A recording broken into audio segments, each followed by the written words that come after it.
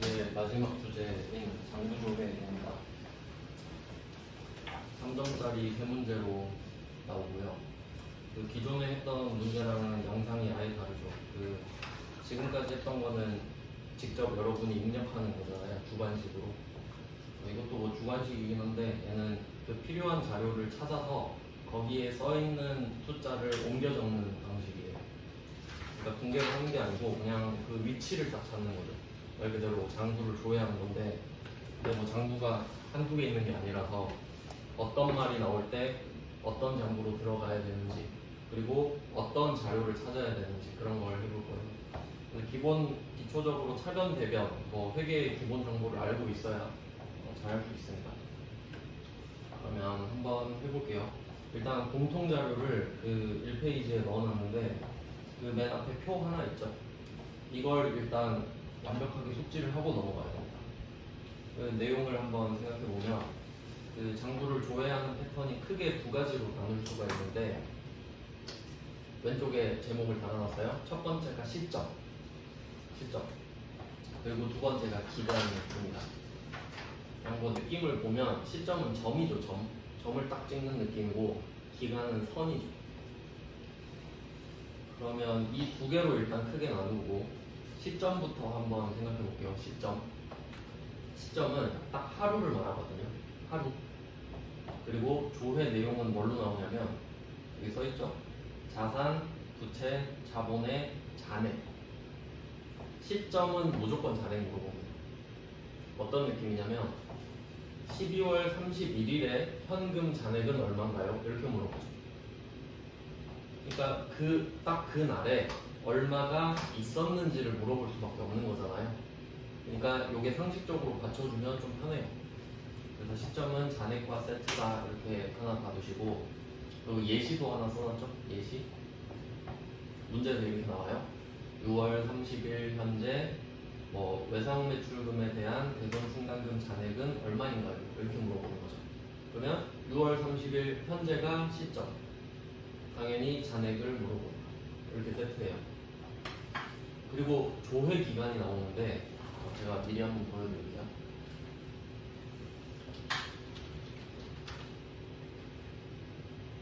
항상 이 장부가 여러 개 있는데 장부로 들어가면 그 조회 기간이 나온단 말이죠. 왜냐면 장부는 조회 목적이니까. 그래서 이렇게 항상 두 개가 나오거든요. 날짜가. 근데 지금 이 문제에 대해서는 우리가 6월 30일 잔액만 알면 되잖아요. 그래서 제가 조회 기간을 6월 30일부터 6월 30일 이렇게 잡았죠. 왜냐면 그날만 알면 되니까.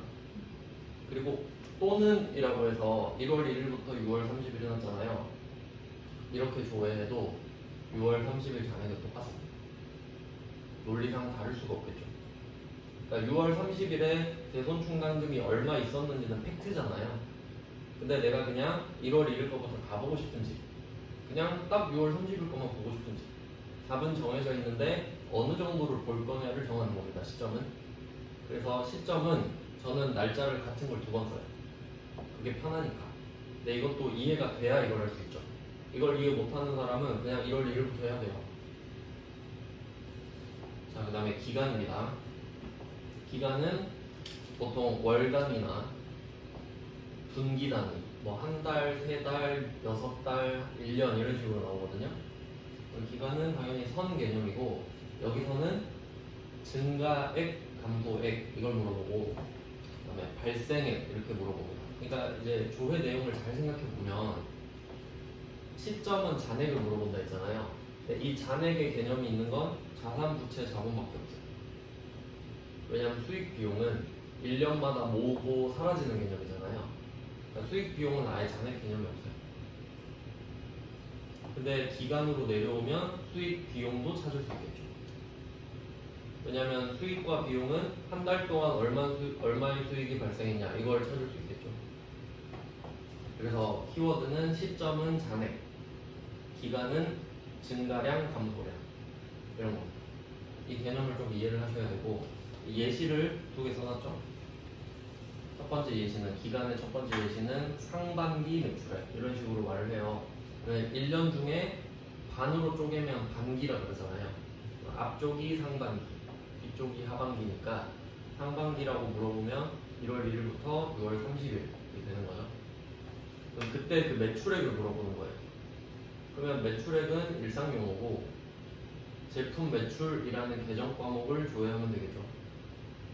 그래서 그 조회 기간은 반드시 1월 1일부터 6월 30일이어야만 하는 겁니다. 6달 동안 매출액을 합친 걸 물어보는 거니까. 그러면 그 첫 번째 예시 매출액은 수익이죠. 수익 발생액을 찾을 수 있죠. 대변으로 보면 되겠죠. 근데 그 두 번째 예시를 보시면 상반기 외상 매출금 회수액 이렇게 되어 있습니다. 그 외상 매출금은 자산이에요. 물건은 팔았는데 돈은 아직 못 받은 상태니까 자산인데 이걸 회수하면 대변으로 빠집니다. 그럼 외상 매출금 대변의 금액이 6개월 동안 얼마가 있느냐 이걸 물어보는 거거든요. 이런 느낌이에요. 그래서 이 표가 그 가장 기본입니다. 장부조회에서 대충 이렇게 좀 정리를 해놓고 하나씩 보겠습니다. 일단 앞쪽은 좀 무난한 걸로 넣었어요. 앞쪽은 좀 외우기 쉬운 것들. 첫 번째가 계정별 원장인데 제가 그 밑에다가 제 나름대로 키워드를 정리해놨어요. 계정별 원장이라는 장부는 언제 들어가냐면 계정 과목을 물어볼 때. 그냥 계정 과목 물어보니까 계정별 원장 가야겠다 이런 식이에요. 그러면 01번 문제부터 볼게요. 제가 중요한 건 밑줄을 제가 끊어놨습니다. 자, 2022년 6월 30일 현재 이걸 보고 딱 생각해야 돼요. 시점입니다. 잔액 물어보기. 시점은 뭐 정해졌어요. 시점은 잔액을 물어볼 게 뻔하고 그 다음에 단기 매매증권의 계정 금액은 얼마인가 이렇게 됐죠? 그러면 확실한 키워드가 지금 단기 매매증권 계정밖에 없잖아요. 그때는 계정별 원장으로 갑니다. 계정 과목을 찾을 수 있는 장부니까. 그러면 실제로 한번 해볼게요. 이거 어차피 회사는 아무데나 들어갈 거니까 금액은 안 중요해요. 어차피 우리 금액이 다 다르겠죠 서로. 그러니까 자리만 보는 거예요. 자리만. 어차피 제가 답도 자리만 써놨고요. 회사는 그냥 대충 적당한 걸로 아무거나 들어가 보시고 그냥 느낌만 보는 거죠. 지금 회사를 적당한 걸 고르신 다음에 그 회계관리 메인 화면 있죠. 메인 화면에서 이 장부관리 메뉴에서 계정별로 세 번째 중에 있습니다. 그러면 이 1번 문제를 조회한다고 하면 6월 30일 현재 시점이니까 두 가지 방법이 있었죠. 6월 30일을 두 번 쓴다. 1월 1일부터 쓴다. 저는 시점을 강조하기 위해서 6월 30일만 두 번 씁니다. 딱 이때만 알 수 있겠죠. 그리고 계정 과목은 F2번으로 검색을 해서 단기 매매증권. 자, 그리고 장부조회 할 때는 한 가지 팁이 있다면 이것도 계정 과목을 두 번 입력해야 되거든요. 그러면 앞에는 검색을 해요. F2번으로. 두 번째는 그냥 보고 쓰면 되겠죠. 그게 더 빠르겠죠. 앞에는 모르니까 검색. 뒤에는 또 검색할 필요 없잖아요. 그냥 107 이런 식으로. 자, 이렇게 뭐 나오긴 했는데 여기서 어딜 봐야 되냐 이걸 생각해야 되는데 이렇게 하면 좀 애매한데 제가 정보를 좀 수정해 볼게요. 물론 문제는 좀 확실하게 나오는 편인데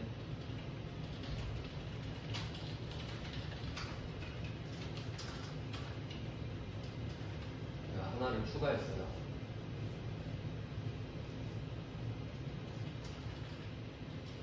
자, 자료가 이럴 수 있거든요. 이렇게 생겼는데 그러면 어떤 식이 있을 거냐면 6월 30일에 그때 단기 매매증권을 알고 싶은 건데 6월 30일에 거래를 안 했을 수도 있잖아요. 그럼 답이 쉬워요. 그냥 잔액 보면 되거든요. 근데 이 지금처럼 6월 30일에 딱 거래가 있었어. 그럼 좀 애매해지죠. 그래서 일부러 만들었거든요. 그럼 만약에 그날 거래가 있으면은 그 거래 이후의 잔액이 답이에요. 그러니까 이 6월 30일을 물어보면 이렇게 생각하면 돼요. 6월 30일 밤 12시. 아침 00시가 아니고 그러니까 그날 끝났을 때. 그럼 혹시 6월 30일에 거래가 있었다면 그 거래도 끝난 이후의 잔액을 물어보게 되는 거잖아요. 그러니까 그러니까 혹시 그날의 거래가 딱 있으면 그 거래 끝나고 잔액 이 답인 거죠. 이런 느낌이에요. 그래서 제가 답에는 간단하게 계정별 원장 6월 30일, 6월 30일 단기매매증권 잔액 이렇게만 써놨죠. 그러니까 마지막 잔액이라는 뜻이죠. 마지막 잔액. 그리고 그 또는 해서 재무상태표도 써놨는데 이건 그냥 참고사항이에요. 그냥 계정 과목은 계정별 원장 이렇게 외우는 게 편합니다.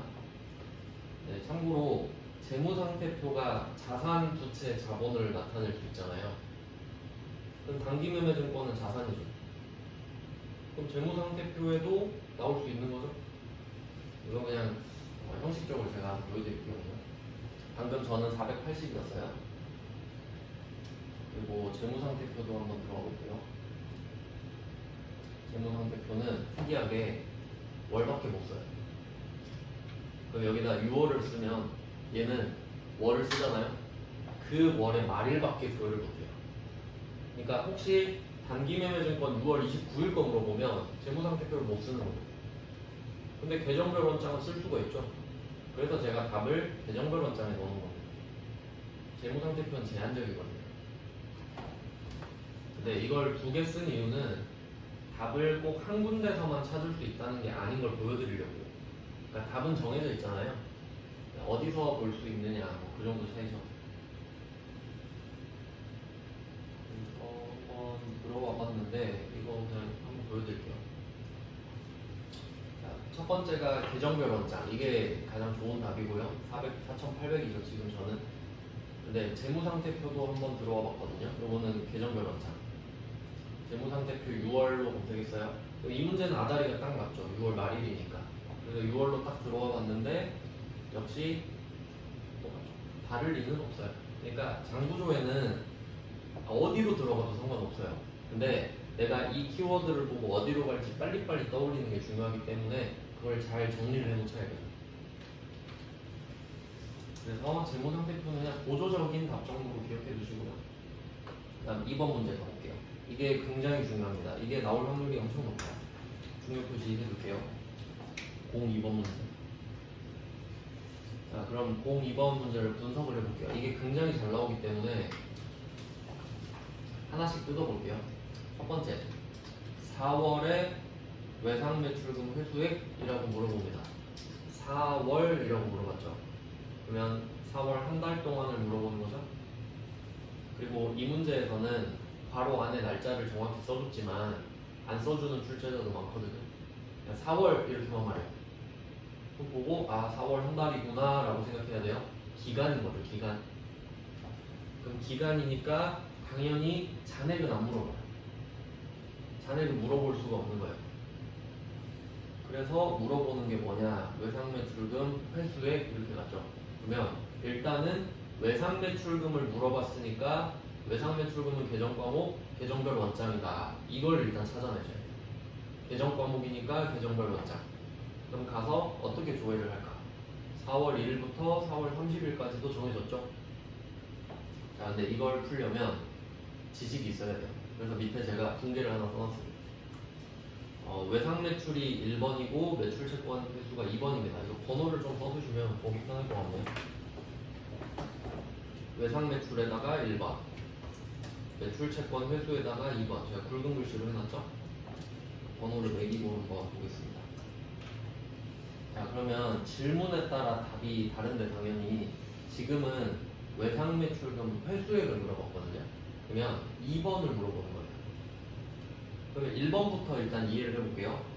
자, 우리가 물건을 파는 붕괴는 많이 봤어요. 자, 1번의 외상매출을 보시면 제품 매출이 발생합니다. 수익. 그리고 부가가치세도 내야 되니까 부채가 됐고, 외상으로 하면 그게 매출채권이 되죠. 그러니까 뭐 외상매출금 받으러 온 포함이에요. 매출채권은. 그럼 1번은 어떻게 질문을 했을 때 대답이 되냐면 외상매출금 증가액은 얼마인가요? 이렇게 물어봐요. 그럼 여러분이 제품 매출을 하고 외상을 주면 외상매출금이 늘어나잖아요. 그럼 그때 질문은 외상매출금 증가액이겠죠. 맞죠? 근데 이건 너무 쉬워. 외상매출금 증가액이 차변인 거 모르는 사람 아무도 없거든요. 근데 외상매출금 회수액 하면 헷갈려요. 자, 그럼 2번으로 가볼게요. 2번 문제. 매출채권 회수는 아까 1번에서 발생한 자산, 매출채권 A가 차변에 있죠? 얘가 대변으로 사라져야 돈이 들어오죠. 그러니까 이 매출채권 회수는 처음에 어떻게 헷갈리냐면 매출채권을 회수했다고 하면 돈이 들어오잖아요. 그럼 돈이 들어오는 거예요, 고쳐. 그럼 돈 들어오니까 차변 이렇게 생각해버리거든요. 근데 돈이 차변으로 들어오는 건 맞는데 외상매출금을 물어보고 있잖아요. 그러니까 외상매출금이 증가한 거는 차변이 답이고 외상매출금을 회수했다 그러면 대변이 답이죠. 이렇게 가야 돼요. 그러니까 그 외상매출금 밑에다가 자산 이렇게 쓰고 회수액 밑에다가 마이너스 이렇게 하면 아다리가 맞는 거죠. 외상매출금은 자산인데 회수액은 마이너스를 물어보니까 답은 대변. 그래서 외상매출금 대변을 봐야 돼요. 그래서 결론은 이런 거죠. 그래서 제가 그렇게 써놓은 이유가 잠깐 1페이지를 다시 가보시면 이게 알아야 보이거든요. 자, 시점은 잔액 안 어렵죠? 시점 잔액은 진짜 보너스 문제예요. 근데 기간 가보시면 제가 차변 대변에 밑줄 그어놨죠. 증가량 감소량이기 때문에 얘는 차변 또는 대변일 수밖에 없어요. 답이. 그러니까 시점은 답이 잔액일 수밖에 없고 기간이 나오면 답이 차변 또는 대변일 수밖에 없다고요. 답이 정해져 있다고. 그래서 아까 단기매매증권 잔액은 얼마인가요? 그럼 답이 잔액이었죠. 근데 지금은 외상매출금 회수액을 물어봤잖아요. 그러니까 차변 또는 대변이니까 이건 어렵지. 증가액 물어보면 차변, 감소액 물어보면 대변이니까. 그래서 이게 답이 엄청 문제 잘 내요. 이 문제가. 이 문제 그대로 잘 내요. 자, 그럼 한번 조회를 해보죠. 날짜는 4월 1일부터 4월 30일일 수밖에 없죠. 그리고 계정 과목은 첫 번째 거는 F2번 눌러서 외상매출금 검색하고 뒤에 거는 그냥 보고 108번 이렇게 했을 때 좀 복잡해 보이는데 자, 우리가 여기서 뭘 봐야 될지 생각해 볼게요. 지금 조회한 게 한 달 동안이죠. 그리고 대변인 것도 찾았죠. 자산의 감소니까. 그럼 한 달 동안의 합계가 돼야겠죠. 월계. 이게 보는 훈련을 안 하면 그냥 이론상으로 알면 되겠지 하는데 시험장 가면 이렇게 돼요. 들어오긴 하는데 와서 또 못 찾는 거예요. 그래서 제가 답을 써놓은 원리를 한번 생각해보세요. 처음에 장부를 써놓고 장부 이름 써놓고 두 번째는 날짜를 써놓고 세 번째는 뭘 봐야 될지 외상매출금, 대변, 월계 이렇게 나왔죠. 하나하나가 다 답이에요. 그래서 아까 1번은 제가 답을 그냥 금액이라고 써놓은 게 잔액이니까 이건 재무분배했거든요. 잘 써놨죠. 이렇게 잘 보셔야 돼요. 그러니까 답을 제 생각대로 그냥 쓴 게 아니고 하나하나 들어가서 다 보고 쓴 거예요. 왜냐면 여러분이 한 개라도 틀리면 헷갈리니까 여러분 있잖아요. 자, 그래서 2번은 초빈출이고 그러니까 외상매출금 증가액은 잘 안 물어봐요. 그럼 답이 차변이겠죠? 그럼 답은 차변 월계. 뭐 그렇게 하나 써두셔도 이해하기에 좋을 것 같고요. 그러니까 1번 또는 2번이 기본 문제라고 보시면 되는 거죠. 잔액 또는 기간. 그다음에 3번은 조금 특이한 문제인데 3번은 2024년 중 이러면 1년 중이에요. 기간이 1년이 돼버려요. 이때 배당금을 수령한 날은 몇 월인가? 원래 배당이 현금 배당, 주식 배당 있는데 아마 현금 배당을 말하는 것 같고 얘는 기간이 그래서 이때는 뭘 찾는 거냐면 배당금은 일상 용어죠. 그래서 이때 찾아야 될 계정 과목은 밑에 써놨죠. 배당금 수익이라는 계정 과목을 찾아야 됩니다. 그러면 기간은 1월 1일부터 12월 31일밖에 될 수가 없죠. 계정 과목은 배당금 수익입니다. 아마 거의 안 나오실 거예요. 제가 만들어서 보여드릴게요. 이게 답이 아마 4월이었을 건데 실제로 배당금을 한 3, 4월에 받거든요.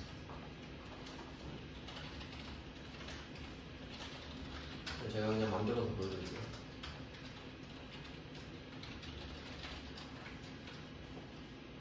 실제로는 시험에서 딱 조회를 하면 이런 느낌일 거예요. 데이터가 딱 하나 있을 겁니다. 왜냐면 질문 뉘앙스가 배당금을 수령한 달은 몇 월인가요? 그럼 한 개만 있어야죠. 그래야 답이 되니까. 그래서 이런 식으로 나왔을 건데 보니까 일자가 4월 1일 이렇게 하나 딱 있죠. 그러면 답은 4예요. 물어본 게 몇 월이냐 이거니까. 실제로 그 답이 어떻게 돼 있냐면 이렇게 빈칸도 있거든요. 근데 이 문제는 뒤에 월 이렇게 써 있을 거예요. 그러니까 여러분이 헷갈릴 일은 없어요.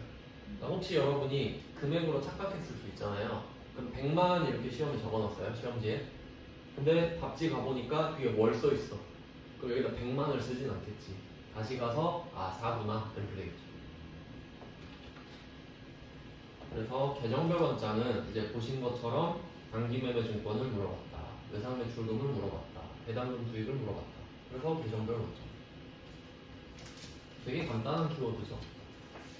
자, 이제 다음 페이지로 가보겠습니다. 3페이지. 사실 이 2페이지의 세 문제 중에서 2번만 좀 중요하고 3페이지가 조금 더 중요해요. 얘는 그 스타일이 달라서 페이지를 바꿔놨는데 4번, 5번을 한번 각각 볼게요. 4번 문제 한번 보겠습니다. 이거 붕괴 문제예요.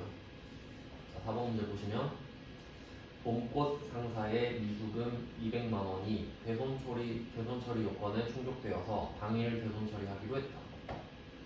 대손 처리. 이거 최근에 시험에 엄청 잘 나와요. 대손 충당금을 조회하여 회계 처리하시오. 한번 생각해 볼게요.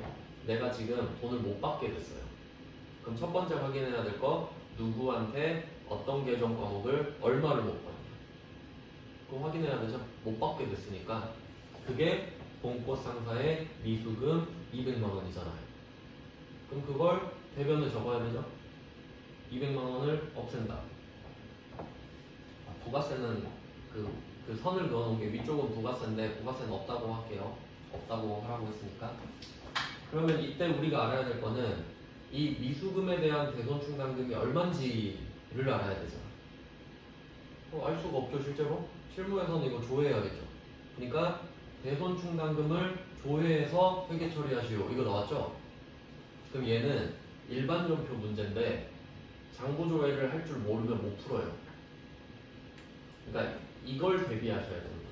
그러니까 계정별 원장 앞에 2페이지는 그냥 계정별 원장으로 문제를 낸 거고요.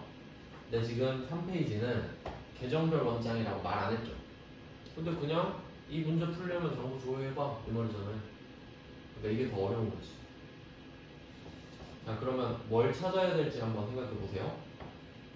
미수금에 대한 대손 충당금을 찾아야 되죠. 그러니까 계정별 원장. 그리고 10월 12일 걸로 찾아야 되죠. 10월 12일. 그러니까 아까 제가 10월 12월 밤 12시라고 말씀드렸는데 이렇게 문제를 내면 10월 12일 거래는 없어요. 그러니까 상관은 없어지지. 그러면 이렇게 해서 10월 12일 두 번 조회를 하면 되겠네요. 이것도 제가 그냥 만들어서 보여드릴게요. 어떤 식으로 되어 있을 건지. 원래 이거 작년 말에 충전한 게 남은 걸 텐데 저는 만들게요. 그리고 이것도 참고로 알아두셔야 돼요. 지금 이것도 중요한 거니까 한번 말씀드릴게요. 그 대손 충당금이 매출 채권, 수취 채권을 못 받게 되는 수취 채권의 차감 계정이었어요. 그래서 이때 만드는 게 두 가지 패턴이 있었는데 외상 매출금이랑 받으러 없는 매출 채권이라고 부릅니다. 이 둘은 제품 매출에 의해서 생기는 거예요. 얘네들을 못 받을 것 같다라고 하면 800번 대손상각비 이걸 만들었고, 그 다음에 그 외에 뭐 지금처럼 미수금이나 대여금 같은 것들은 제품 매출 때문에 생긴 채권이 아니잖아요. 그래서 얘네들은 비용 처리할 때 900번 기타의 대손상각비다. 이것도 좀 나오는 편입니다. 알 문제로. 일단은 우리 입장에서는 얘네가 좀 중요해요. 근데 미수금이 나온 거죠. 근데 뭐 만들 때라고 하면 이렇게 했을 겁니다. 이건 그냥 보기만 하면 돼요. 예시니까. 만들어서 한번 제 걸로 조회를 해보겠습니다. 자, 그러면 날짜는 10월 12일, 10월 12일 이렇게 해도 되죠. 그리고 조회는 대손 충당금 중에 미수금이겠죠. 미수금 물어봤으니까. 자, 이런 식으로 돼 있습니다. 당일 거래는 없을 거예요. 당일 거래 있으면 애매해지니까. 그럼 이때 제 거는 잔액이 80이죠. 이유는 10월 12일은 시점이죠. 그러니까 당연히 잔액 물어본 거잖아요. 그럼 80만 원이 있네. 그럼 얘를 타변에 먼저 써. 그래서 미수금 먼저 꺼내 쓰고 나머지는 기타의 대손 낭비 이렇게 되는 거죠. 그러니까 굉장히 어려운 문제에 속하는 거예요. 회계 일격 치고는. 근데 이렇게 나오기보다는 보통은 요새는 외상 매출금을 물어볼 겁니다. 느낌 아시겠죠? 그러니까 계정별 원장이 가장 기초적이고 중요한 장부입니다. 그 다음에 5번 이것도 굉장히 중요한데 현금 과부죠. 이게 시험에 좀 잘 나오다 보니까 제가 그 초창기에 뭐 현금 과부족 소개해드리면서 막 이론은 좀 복잡하다 그랬어요. 막 그림 그리고 누가 더 부족하니 어쩌니 막 했죠? 근데 다 필요 없다. 장부조회하면 된다. 이렇게 말씀드렸거든요. 그것도 한번 보여드리겠습니다. 지금 일부러 그림을 넣어놓긴 했어요. 그러면 이 그림을 한번 보시죠.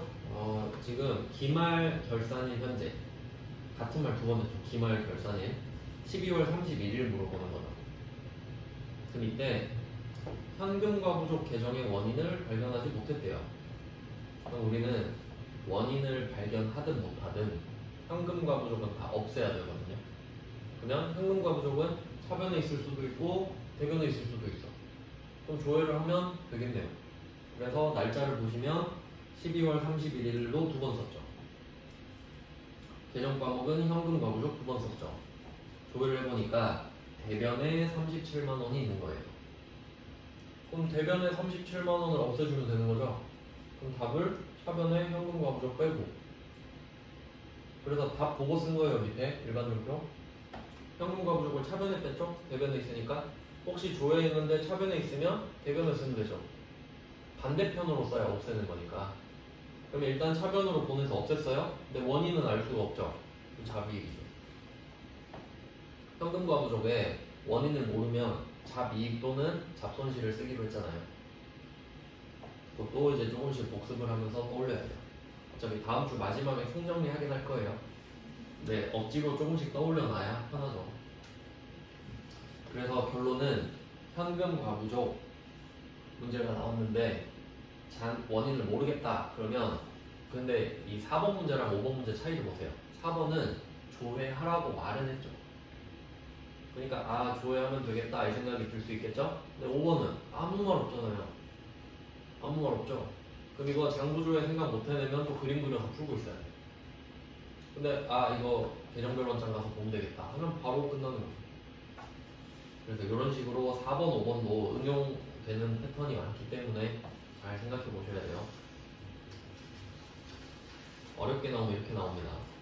자, 이제 첫 번째 주제는 끝났어요. 계정별 원장은 이런 느낌이고요. 자, 이제 4페이지로 가보시면 두 번째 장부입니다. 이름이 비슷해서 일부러 붙여놨어요. 자, 1번이 계정별 원장이요. 2번이 총 계정 원장이죠. 이거 100% 헷갈립니다. 네, 그나마 힌트가 될 만한 거는 총자 정도 될 것 같아요. 총이 약간 뭐 토탈의 느낌 있지 않습니까? 전부 이런 느낌이죠. 그러면 얘는 키워드가 어떻게 되냐면 계정별 원장은 아까 계정 과목이었죠. 총 계정 원장은 써놨죠 밑에? 계정 과목 플러스 엔드니까 월별 비교. 월별 비교가 키워드예요. 월별 비교. 아까는 월별 비교해라는 말 없었잖아요. 근데 지금은 키워드 한번 볼게요. 01번 문제부터 보시면 자, 자, 판매비와 관리비 항목의 소모품비 800번 소모품비죠. 계정 과목이죠. 그럼 여기까지만 보면 계정별 원장인가 이럴 수 있죠. 근데 더 가보니까 가장 적게 발생한 월. 그럼 앞에는 1분기라고 써있죠. 1분기는 1월에서 3월이잖아요. 그 중에 가장 적게 발생한 월을 물어보고 있어요, 지금. 그러면 한 달을 따로 알아야 되죠. 1월 얼마, 2월 얼마, 3월 얼마 알아야 되죠. 그때는 총계정 원장. 그게 월별 비교의 뜻이에요. 그러니까 문제에서 월별 비교 이렇게 말을 하는 게 아니고 이런 느낌이라는 거죠. 그러니까 1분기 중 가장 적게 발생한 월, 이게 월별 비교를 뜻하는 말이에요. 지금 여기서는. 그럼 한번 조회를 해보죠. 계정별 원장으로도 보여드릴게요. 왜 추천을 안 하는가에 대해서.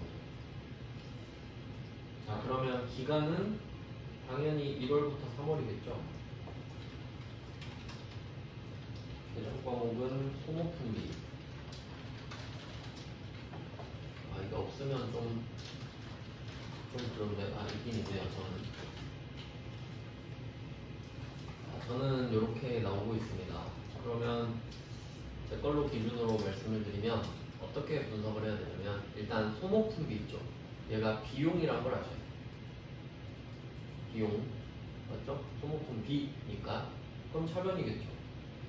당연하죠. 그러니까 대변은 없잖아요. 대변에 발생하진 않으니까.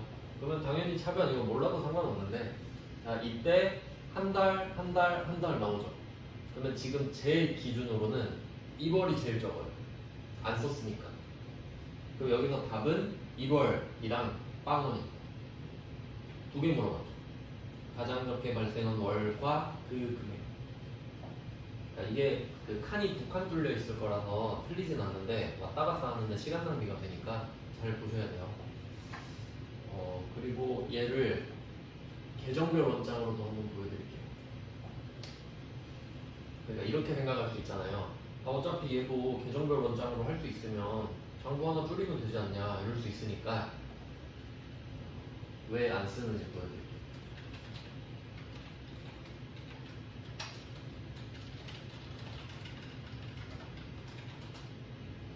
자, 이렇게 봐요. 딱 봐도 이렇게 되잖아요. 근데 총계정 원장 어때? 딱 보이잖아요. 얘는 진짜 시험 1분 남았어도 찾을 수 있어요. 근데 계정별 원장 들어갔다 포기해야 돼요. 안 보이잖아요. 그러니까 답을 보여줘도 못 찾는 거라니까. 그러니까 원래는 이 월계끼리 비교하는 건데 시험장에선 제정신 아니에요. 진짜로. 이게 막 저도 그래요. 그러니까 어느 정도였냐면 시험에서 어떻게 떨리냐면 제가 최근에 본 게 기업회계 1급인데 80점 나왔거든요. 근데 시험지 받았을 때 머리가 하였어요. 80점을 받았는데도 60점이 합격이거든요. 그러니까 그 정도로 시험은 제정신이 아니란 걸 아셔야 돼요. 그러니까 굉장히 보수적으로 준비를 해야 된다는 겁니다. 그러니까 이걸 내가 가서 잘 풀어야지가 중요한 게 아니고 그냥 잘 보이는 걸로 들어가야지 이게 중요한 거예요. 이유 아시겠죠 이제? 총계정 원장은 월별 비교가 나오면 보기에 좋다. 거의 계정별 원장은 못 쓰는 거예요. 여기서는. 자, 그러면 2번은 그냥 키워드만 볼게요. 자, 2번은 제조원가 항목의 복리후생비. 제조원가 항목의 복리후생비. 그러면 이건 500번 복리후생비 계정 과목이에요. 근데 4월, 6월 세 달 중에 가장 많이 발생한 날이에요. 그러면 얘도 비용이니까 차변일 거고 똑같이 생겼겠죠? 그냥 1번과 2번은 사실 똑같은 문제예요. 그 다음은 3번 가보겠습니다. 3번은 제품 매출. 제품 매출 계정 과목에서 가장 많은 월, 가장 적은 월 차이. 요건 좀 조심해야겠네요. 3번은. 그러니까 1번과 2번은 패턴이 똑같거든요. 1번은 그냥 가장 적은 거가 답이고 2번은 가장 큰 게 답이잖아요. 그냥. 근데 3번은 가장 많은 월과 가장 작은 월의 차액이죠. 그러니까 차액 표시할게요. 차액. 장부조에서 가장 조심하셔야 될 겁니다. 차액. 그러니까 차액은 무조건 빼기예요. 빼기가 나온다는 소리는 최소 2개라는 소리죠. 그러니까 막 6개 나오고 그럴 때도 있거든요. 근데 거의 2개 나오는데, 그러면 얘는 어떻게 풀지 생각을 해봅시다. 얘는 직접 한번 해볼게요. 자, 일단 기간은 1월부터 6월이죠. 제품 매출은 아마 매달 있을 거예요. 어떤 회사나.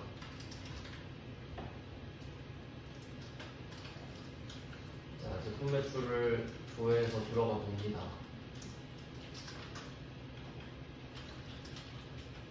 참고로 수익이랑 비용은 차변 배변밖에 없잖아요. 각각. 그러니까 제품 매출은 수익인 거 아시죠? 그러니까 차변은 아예 있질 않잖아요. 수익이니까. 근데 잔액은 참고로 뭐냐면 원래 수익과 비용은 잔액 개념이 없거든요. 근데 이 잔액은 그냥 누적액이에요. 그러니까 보시면 금액이 무조건 커진다는 걸 알 수 있어요. 그러니까 계속 쌓이는 개념이라서 그걸 보여주는 거지 실제 잔액 개념은 아니에요. 그러니까 누적액으로 바뀌는 거죠. 수익 비용은. 그러면 여기서는 지금 제 기준으로 설명을 드리면 가장 큰 게 5월이거든요.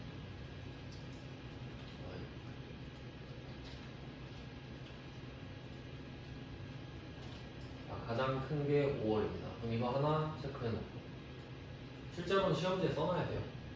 왜냐면 여러분이 프로그램에 다시 옮겨야 되기 때문에 시험지에 적어놓고 옮기는 게 확실합니다. 그리고 제일 작은 달은 3월이네요. 요거를 각각 적어서 계산기 쳐가지고 빼서 뺀 금액을 적으셔야 돼요. 그러니까 손이 많이 갈 뿐더러 이 계산기로 치고 하는 과정에서 틀릴 수가 있기 때문에 굉장히 조심해야 되는 과정이에요. 그러니까 금액이 복잡한 건 아닌데 저도 아직도 0이랑 8이랑 잘못 볼 때 있거든요. 진짜 그게 어쩔 수가 없어요. 그러니까 잘 보는 수밖에 없어. 진짜 여러분도 조심하셔야 돼요. 자, 그런 식으로 조심합시다. 그래서 3번은 좀 주의라고 표시를 해놓으세요. 차액이니까 중요 표시. 그러니까 각각 문제마다 중요한 거를 말씀드리니까 그걸 시험장 가기 전에 한 번 더 또 보고 가시는 거예요. 제가 나눠드릴 거는 붕괴만 요약을 한 거일 거라서 장부 조회 정도는 또 같이 갖고 가셔서 보시는 것도 좋을 것 같아요. 그 다음에 5페이지입니다. 계정별 원장, 총계정 원장은 간단하죠. 그러니까 계정별 원장에 월별 비교만 붙으면 된다. 그 다음에 5번, 5페이지. 이제 거래처 원장인데 간단해요. 얘는 이름만 봐도 딱 알 수 있어요. 3번, 거래처 원장은 거래처가 나오겠죠. 그리고 좀 블러리로 계정 과목이 나옵니다.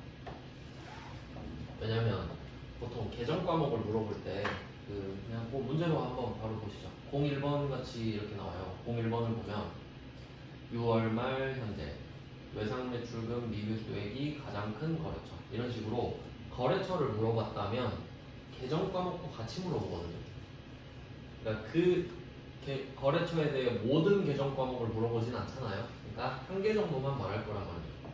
그러면 이제 정리를 해보면 이 문제를 딱 봤을 때 여러분이 가장 큰 거래처를 물어보고 있네? 그러면 거래처 원장이다. 이걸 일단 정해요.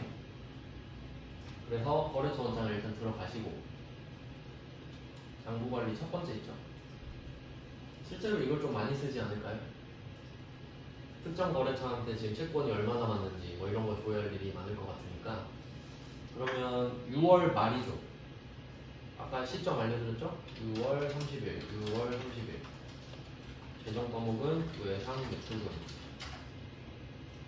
그리고 얘는 거래처 원장이니까 밑에 거래처가 메인이죠.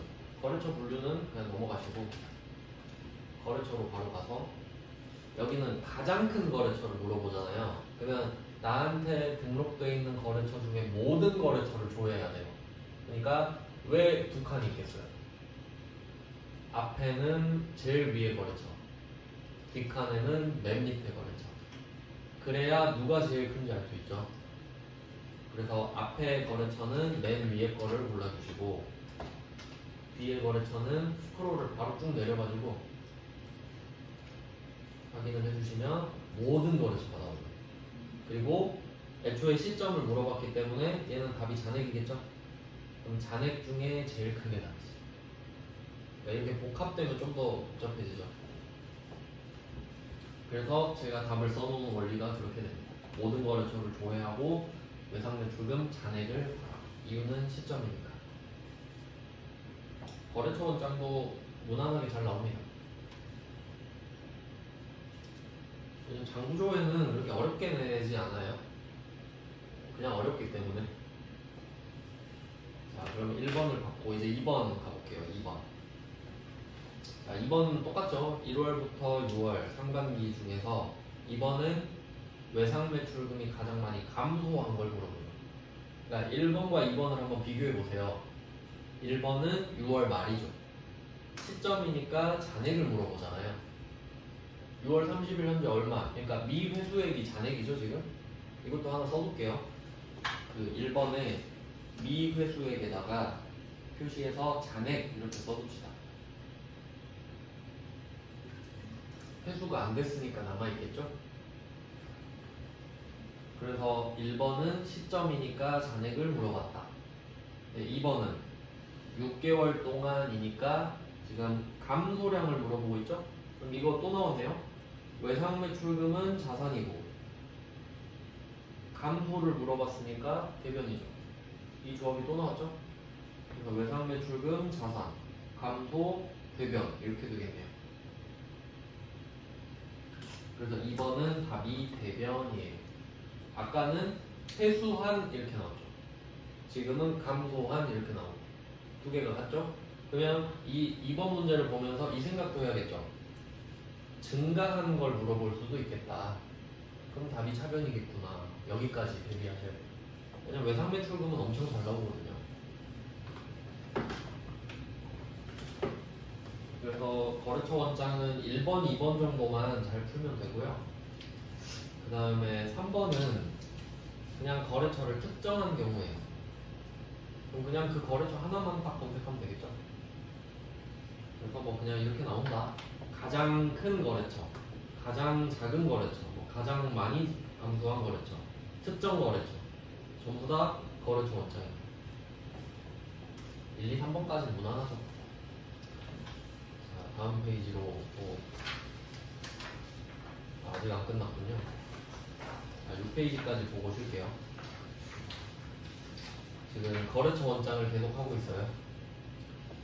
자, 그 다음에 4번입니다. 4번도 4번, 5번을 묶어두시면 되겠네. 아까 1번, 2번이 세트였고요. 지금은 4번, 5번이 세트네요. 두 개를 같이 묶어서 공부하시는 게 좋습니다. 일부러 그렇게 배치를 해놨어요. 자, 그러면 4번 문제 한번 보시면 6월 말 시점이죠. 외상매입금 잔액. 아까 미배수액, 지금은 잔액. 자, 외상매입금은 부채죠. 근데 잔액은 상관없잖아요. 자산이든 부채든. 그래서 4번은 솔직히 뭐 안 틀릴 건데 5번이 중요합니다. 5번. 5번도 잘 나오니까 중요표시 좀 해보고요. 그러니까 그냥 기본적으로 외상매출금 회수, 외상매입금 결제 이거 잘 나와요. 자, 그럼 이거 먼저 분석해 볼게요. 문제에서 외상매입금 표시하고 부채 써볼게요. 5번 문제에다가 외상매입금에다가 부채라고 씁니다. 원재료 사고 돈 안 갚은 상태니까. 그러면 결제하면 감소거든요. 부채가 감소하겠죠? 돈 갚으니까. 그래서 답이 차변이에요. 분계 밑에 써놨습니다.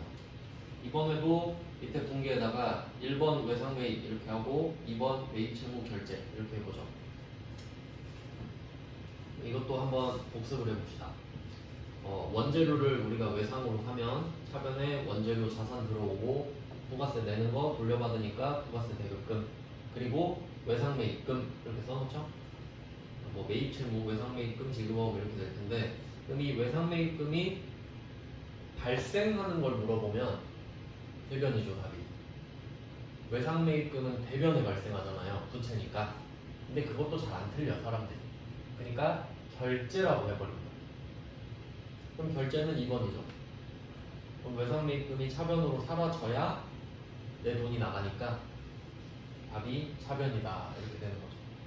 그러니까 외상매출금 회수 외상매입금 결제 이것도 꼭 한 번 더 보고 가셔야 돼요. 아니면 아예 외워버리는 것도 좋아요. 일단 엄청 중요한 거기 때문에. 그래서 결과적으로 답이 차변이다 이렇게 쓴 겁니다. 이것도 한번 중요한 거니까 검색해 볼게요. 여기서 지혜상사라고 했는데 그냥 뭐 모든 거래처럼 해볼게요. 있을지 없을지 모르겠는데.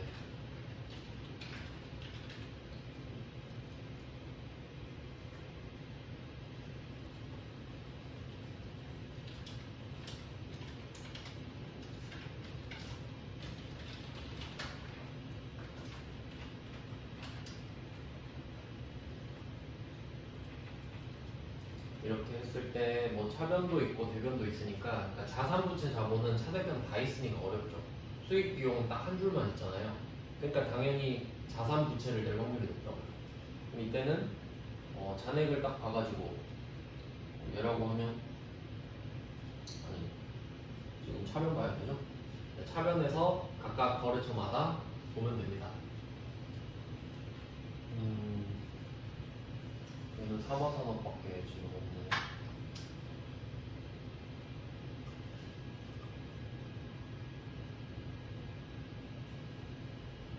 근데 지금 이걸로 답을 찾는다고 하면 저는 지금 모든 거래처로 하긴 했는데 사마산업밖에 안 뜨거든요.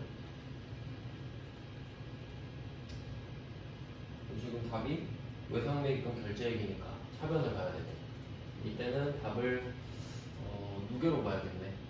답이 누계가 되겠죠. 왜냐면 지금 질문을 잘 파악해야 돼요. 1월부터 6월로 검색하셨죠 지금? 그리고 지혜상사, 저는 지금 사마산업인데 얘한테 외상매입금 결제한 거 6개월 동안 총액을 물어보죠. 그러면 차변 누계를 봐야 맞잖아요.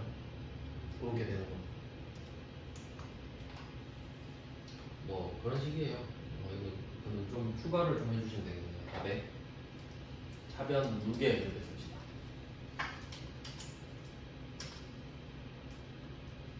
이게 진짜 한 번도 안 해보면 시험장 가서 맞힐 확률이 적거든요, 당연히. 가서 이렇게 한 번씩 보여드리는 겁니다. 저야 뭐 어떻게든 찾겠지만 여러분 안 해보면 안 되니까 그 이유를 생각도 해보시면서 외워주시면 됩니다. 그래서 그 외상매출금 세트 하나 받고 외상매입금 세트도 봤어요. 잔액이 좀 쉽죠. 그 다음에 6번도 한번 보겠습니다. 6번은 롯데카드. 롯데카드도 거래처니까 당연히 거래처 원장이 될 거고요. 4월이라고 했죠? 아까 말씀드렸죠? 4월 한 달이죠. 기간이고요. 그러면 롯데카드에 대한 계정 과목을 지금 물어봐야 될 텐데 거래처 원장도 계정 과목 하나 알려줘야 되죠? 여기서는 미지급금으로 계산했대요. 그럼 답이 다 나온 건데, 자 여기서 카드 대금 결제일은 다음 달 10일이다 이렇게 써있는 거 있잖아요. 이건 그냥 한 줄 끄어버리세요. 필요 없는 말이죠 여기서. 우린 지금 4월 달에 얼마 썼는지 알면 되지, 그거 5월 10일에 결제하는 집시가 무슨 상관이겠어요? 그냥 말장난 치는 거니까. 6번은 조금 특이한 문제긴 했는데 참고로 보시고, 그 다음에 7번 보고 쉬겠습니다. 7번은 일천상사를 말을 했기 때문에 답은 거래처 원장이 된 거고요. 여기서 3월 대비 4월에 얼마나 감소하였는가, 이건 따로 좀 써야 돼요. 3월, 4월 각각 표시해 두시고요. 3월, 4월. 그리고 감소자에다가 차이 이렇게 씁시다. 감소에다가. 얘는 살짝 독해 문제가 들어갔죠. 그러니까 보통은 차액이나 차이라는 말을 쓰면 여러분이 쉽게 찾을 수 있거든요. 근데 7번 출제자는 조금 나쁜 사람이죠. 3월 대비 4월에 얼마나 감소했냐. 그럼 이 말은 결국 4월, 그러니까 3월에서 4월 빼면 돼요, 그냥. 4월에서 3월을 빼면 되겠네. 어차피 뭐 상관없습니다. 그래서 제가 그 차이 나오면 밑에 답을 항상 차액 적어서 양쪽에 막대기 써놨어. 절대값이란 뜻이거든요. 그냥 아무거나 뺀 다음에 부호를 마이너스를 빼면 돼요. 그래서 얘는 이게 포인트예요. 이거 왜 중요하냐면 여러분 두 번 조회하셔야 돼요. 답 보시면 제가 두 줄 써놨죠? 조회 두 번 해야 돼요. 이해 못 하실 수도 있으니까 써놓으세요. 조회 두 번.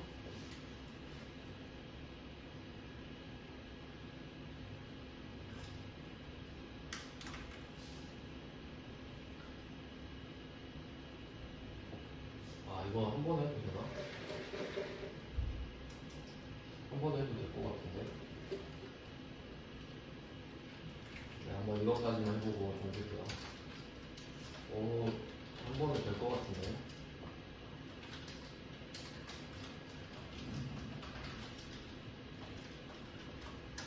한 번은 할 수 있겠죠?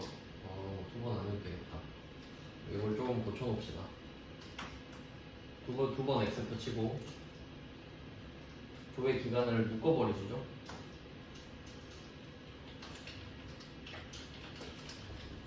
이걸 생각을 못했네. 조회를 안 해보고 제가 이론상으로 답을 쓴 거라서.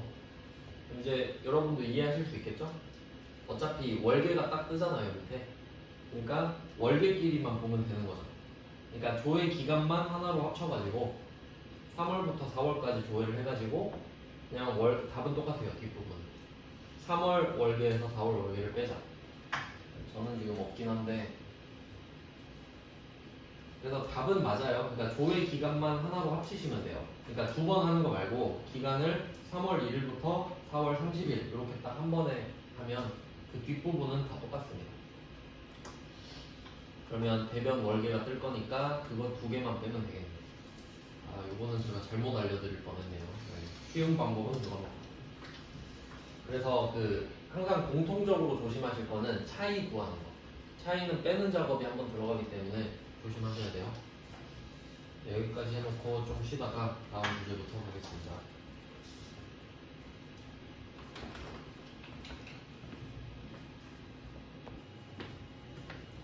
이제 다음 주제는 7페이지의 월계표입니다. 앞에 3개 주제는 좀 키워드가 확실한 편이어서 사진을 따로 안 넣어놨는데 월계표는 그림을 봐야 좀 이해가 더 잘 되기 때문에 그림을 먼저 보고 시작을 하겠습니다. 일단 이름이 월계표니까 월 단위로 조회를 할 수 있겠죠. 그리고 그 그림 안에 보시면은 앞에서 했던 것들이랑 차이점이 뭐냐면 그림 중간중간에 전체 화면은 아닌데 아래쪽 화면인데 숫자가 달린 애들이 있어요. 가운데 세로줄을 보시면은 5번의 제조원가, 6번의 판매비 및 일반관리비 이런 애들이죠. 요것들을 좀 하나 표시를 해볼게요.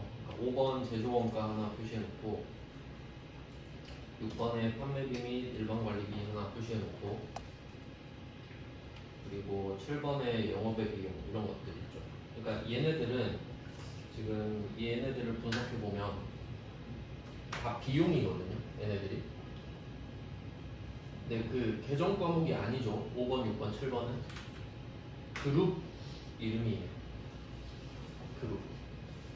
그러니까 예를 들면 판매비 및 일반관리비 얘가 시험에 좀 잘 나오는데 판관비는 800번 비용을 다 합친 걸 말해요. 그러니까 계정 과목이 아니죠.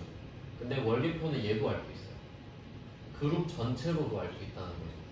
그게 첫 번째 키워드예요. 그러니까 아까 처음에 배웠던 계정별 원장에서는 만약에 800번 소모품비를 조회하세요 하면 800번 소모품비가 계정 과목이니까 계정별 원장으로 찾을 수 있잖아요. 근데 판관비를 물어봐 버려요. 그럼 계정별 원장으로는 알 수가 없는 거예요.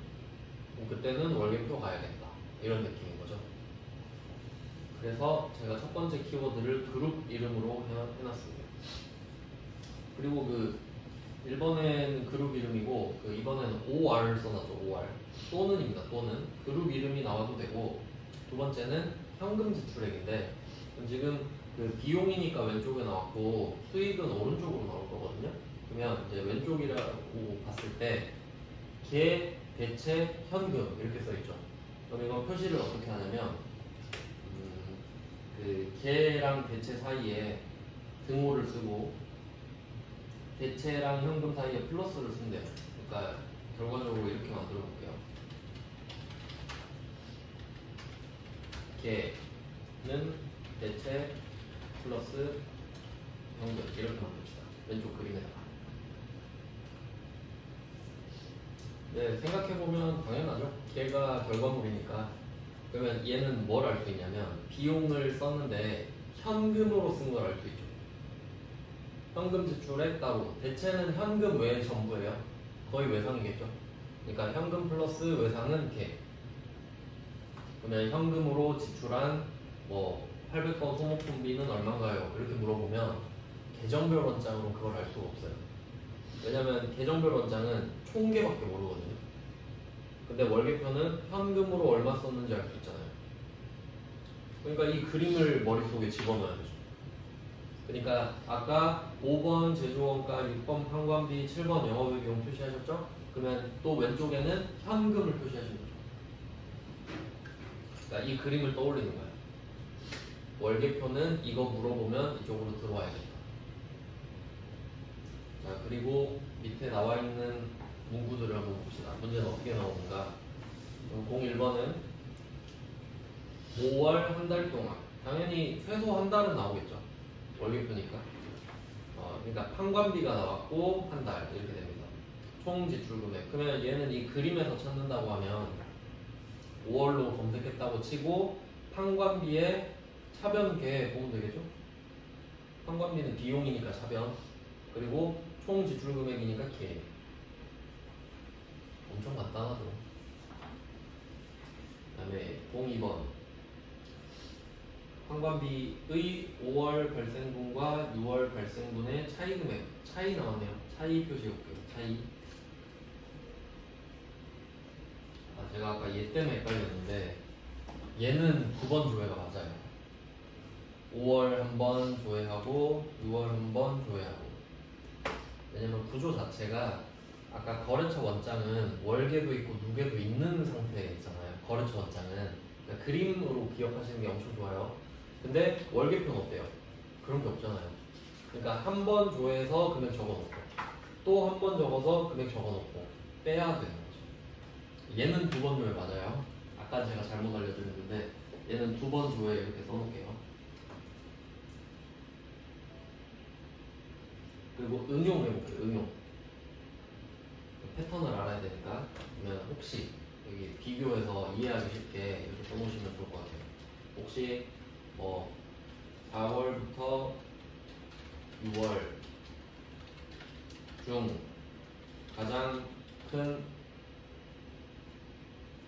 금액 이렇게 한번 비교해볼까요? 이게 비슷한 게 있을 것 같긴 한데 뭐 같이 보는 게 좀 더 좋을 것 같아서. 그러면 지금 이번 문제는 5월 한 번 조회하고 6월 한 번 조회하고 둘을 빼야 되잖아요. 근데 만약에 방금 제가 쓴 것처럼 4월부터 6월 중에서 가장 큰 월이라고 해야 되겠죠? 가장 큰 월의 금액. 이렇게 해도 맞긴 맞죠? 이렇게 물어봐 버리면 3번 조회해야 되죠. 4월 조회, 5월 조회, 6월 조회. 근데 얘는 일단 3번 조회는 하는데 빼는 건 아니죠? 가장 큰 것만 찾으면 되죠. 그러니까 이렇게 장난을 여러 가지 형태로 치니까 가장 큰 것도 많이 물어보고 차이도 물어보니까 생각을 많이 해놔야 됩니다. 자, 그러면 이건 뭐 굳이 해볼 필요는 없고 뒷페이지로 넘어가겠습니다. 8페이지.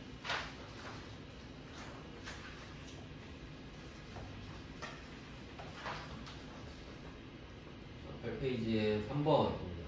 얘는 이제 100%인데 판관비 나왔고 현금 지급을 물어보죠. 얘는 100% 월계표예요. 월계표 밖에 알 수가 없는 거죠. 그러니까 이 둘 중에 한 개만 물어봐도 월계표잖아요. 판관비 또는 현금 지급 이거 하나만 해도 되는데 2개는 있으면 그냥 100% 월계표죠. 그렇게 됐고요. 자리는 밑에 적어놨습니다. 판관비는 비용이니까 차변이고 현금 금액만 봐야 된다. 그래도 화면을 하나 띄워놓을게요. 형식적으로 조회를 뭐 계속 해볼 건 아니지만 모양은 이제 익숙해져야 되니까. 지금은 5월 중이니까 5월을 2번 쓰고 판관비니까 판관비인데 걔가 아니고 현금이다 이 말이죠. 판관비의 현금. 그 다음에 4번 문제입니다. 이거 나왔네요. 이걸 같은 페이지에 놓고 그랬네. 그 4번 문제는 1월부터 4월까지 판관비 현금 지급액 또 나왔죠? 3번은 쉬운 문제거든요. 한 번 조회하면 끝나니까. 근데 4번은 4번 조회. 최악이죠 진짜. 4번 4번을 조회해서 가장 큰 월간 금액을 적어주시면 됩니다. 위치는 똑같으니까 이걸 4번 하는 거죠. 그 다음에 5번 가겠습니다. 5번은 3월에 발생한, 얘는 딱 한 달이거든요. 3월에 발생한 판관비 중에서 발생액이 가장 적은 계정 과목이에요. 그럼 얘는 판관비 그룹 아래 이런 식으로 모든 계정 과목이 다 나오거든요.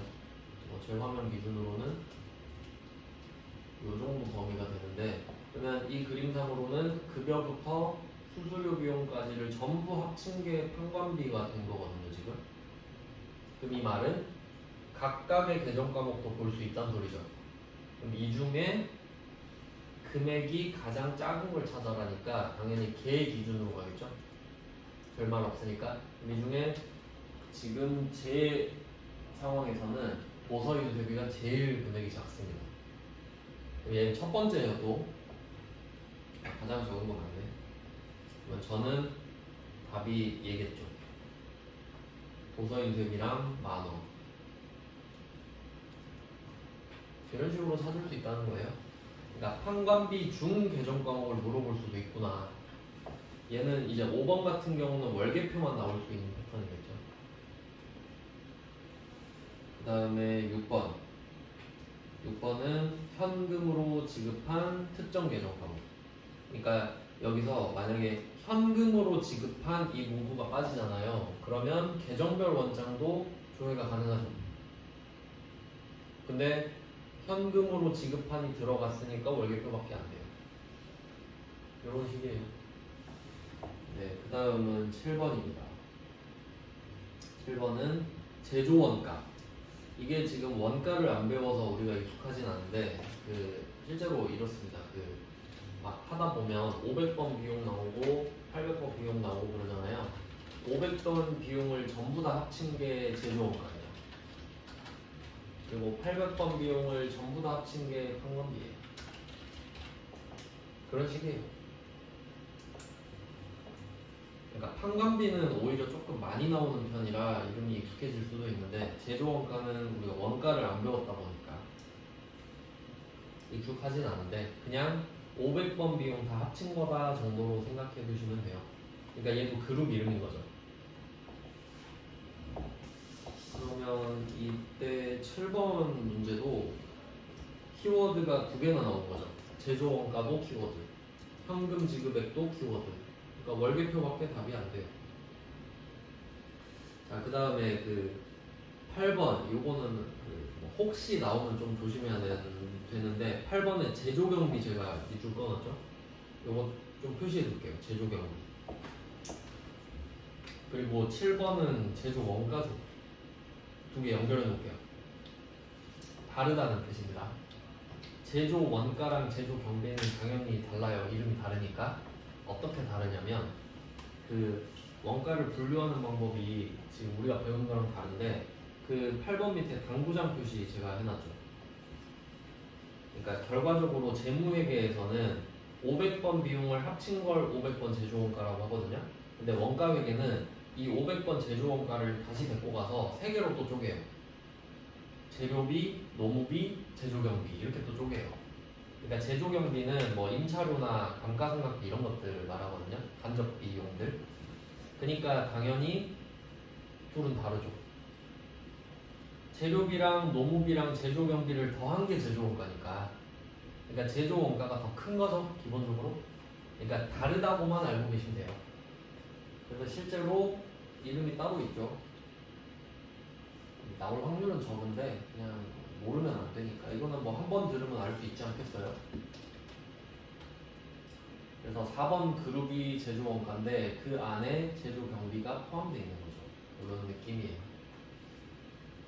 그러니까 착각하지 않게 조심하자 이런 정도죠. 잘 나오는 건 아니에요.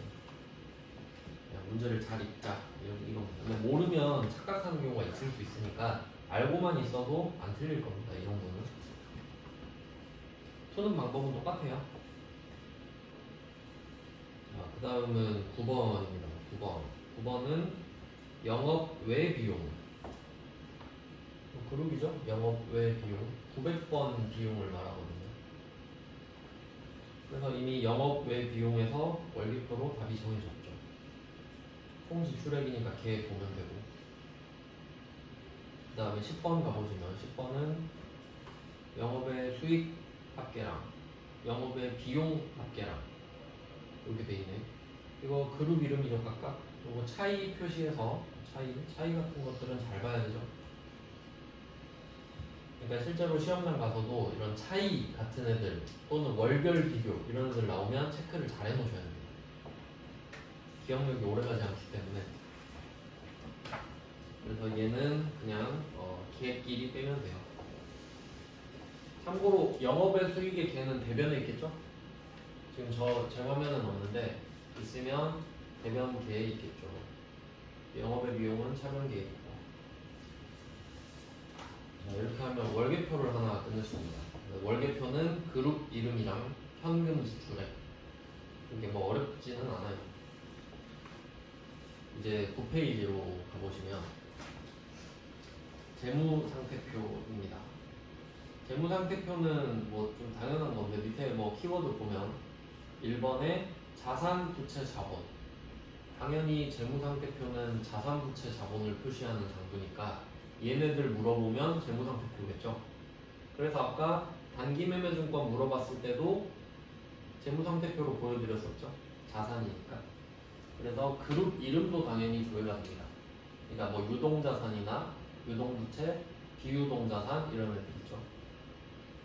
그 다음에 동그라미 2번으로 내려가 보시면 계정 과목 비리 비교도 당연히 할 수 있겠죠. 뭐 당연한 내용이고 3번을 좀 잘 보셔야 되는데 3번이 vs 벌써 전기말 돼 있죠. 그러니까 전기말이랑 비교할 때 이유는 이 그림 안에 표시를 좀 해볼게요. 지금 1월로 조회한 걸로 돼 있는데 그 조회 1월 한번 표시해보세요. 2021년 1월을 세트로 표시해볼게요. 2021년 1월 왼쪽 위에 써있죠? 그거 하나 표시하시고 그거랑 똑같은 게 밑으로 살짝 내려가 보면 그 왼쪽 그림에 제9기 2021년 1월 1일부터 2021년 1월 31일 써있죠? 거기 그 중에 2021년 1월 31일만 표시해보세요. 둘이 똑같아요. 아까 말씀드렸죠? 재무상태표는 월밖에 조회가 안 된다 그랬죠? 그러니까 1월을 쓰면 1월 말일 기준으로 조회가 된다 했잖아요. 그러면 2021년 1월로 조회를 하면 그게 왼쪽에 둔다는 소리입니다. 그러니까 그 날짜가 2021년 1월 31일이라는 거죠. 자, 이 두 개가 똑같은 거예요. 이 두 개. 자, 그 다음에 오른쪽 그림 있죠. 오른쪽 그림에 이건 뭐 다른 색으로 표시하면 좋을 것 같은데 2020년 12월 31일 있죠. 2020년 12월 31일 그리고 이 위에다가 전기말이라고 쓸게요.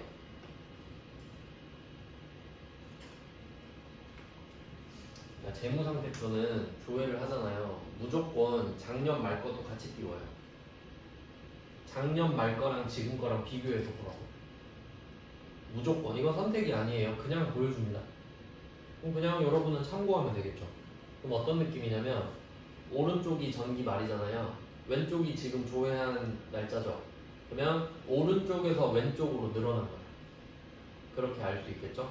그러니까 기본적으로 전기 말이랑 얼마나 차이가 나나요? 라고 물어보면 재무상태표밖에 그걸 알 수가 없어요. 그러니까 이것도 그림을 먼저 외우고 문제를 푸는 게 이로운 거죠. 한번 아래쪽에 문제를 풀어보겠습니다. 01번에 5월 말, 그러니까 월 말도 하나의 힌트가 될 수 있어요. 재무상태표는 월 말밖에 조회가 안 되니까.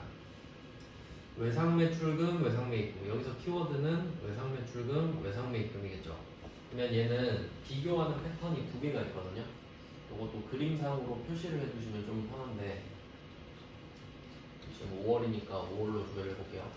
그러니까 지금 이 1번 문제는 2023년 당시의 문제인데 외상 매출금이랑 외상 매입금의 차이를 물어보잖아요. 그러면 외상 매출금은 자산이니까 위쪽에 있어요, 보통. 뭐 여기 좀 상단에 위치해 있는 이렇게. 그리고 외상 매입금은 부채니까 아래에 있거든요, 이렇게. 그러면 이거는 위아래로 비교하는 거예요. 그러니까 단기에서 위아래로 비교하는 거예요. 그러니까 그림상에 패턴이 이런 거죠. 자, 날짜가 이렇게 두 개 있다 그랬죠. 그러면 조회하는 방식이 이렇게 나눠져 있다고 치면 지금 이 문제는 오른쪽을 볼 필요는 없는 거죠. 왼쪽에서 위아래로 비교하는 거예요. 근데 그 밑에 3번 한번 보시면 3번 문제는 유동자산이라고 말을 했어요. 근데 전기 말보다 얼마나 증가했냐 이렇게 물어보죠. 그러면 얘는 조회 패턴이 좌우가 되는 거죠. 그러니까 이걸 먼저 떠올리신 다음에 접근하는 게 좋다는 거죠. 그러면 1번 문제는 왼쪽에서 위아래 각각 적어놓고 빼면 되겠죠. 종이 적어놓고 빼는 게 안전하겠죠. 그 다음에 2번도 똑같지 않습니까? 2번은 역시 월말이 나왔고 미수금, 미지급금 왼쪽에서 위아래로 빼면 되죠. 미수금, 미지급금. 그 다음에 3번은 유동자산 하나를 보는데 좌우로 비교하겠죠. 자, 여기서는 유동자산이 또 그 그룹 이름이죠, 얘도. 여기에 유동자산을 이 금액 있죠? 요것만 좌우로 비교하는 거예요. 그러니까 사실 여러분이 문제 풀기에는 전기말 비교가 더 쉬워요. 한 줄에 보이기 때문에. 왜냐면 그 1번, 2번은 좌우가 왔다 갔다 해야 되거든요. 그러니까 요거는 꼭 종이에 하나씩 적어놓고 푸세요. 확실히 풀어야 되니까. 뭐 요 정도입니다. 다음 페이지로 가보죠.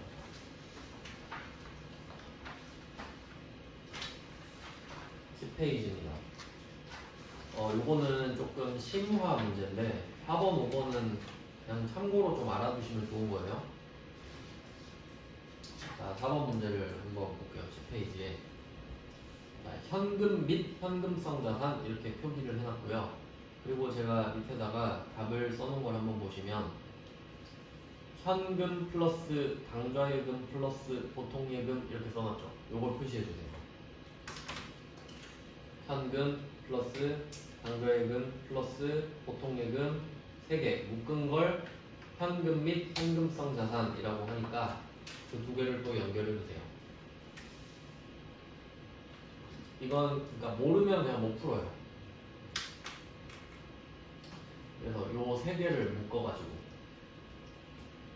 근데 뭐 잘 생각해보면 우리 초기에 배웠었는데 현금은 그냥 동전과 지폐 형태로 있는 것 뿐이고 당좌예금, 보통예금은 그걸 은행 통장에 숫자로 바꿔놓은 것 뿐이죠. 언제든 현금으로 바꿀 수 있죠. 그러니까 현금 얼마 있냐 하면 실무에선 3개를 같이 대답해 주는 게 맞아요. 그리고 얘는 전기 말이랑 비교를 한 거죠.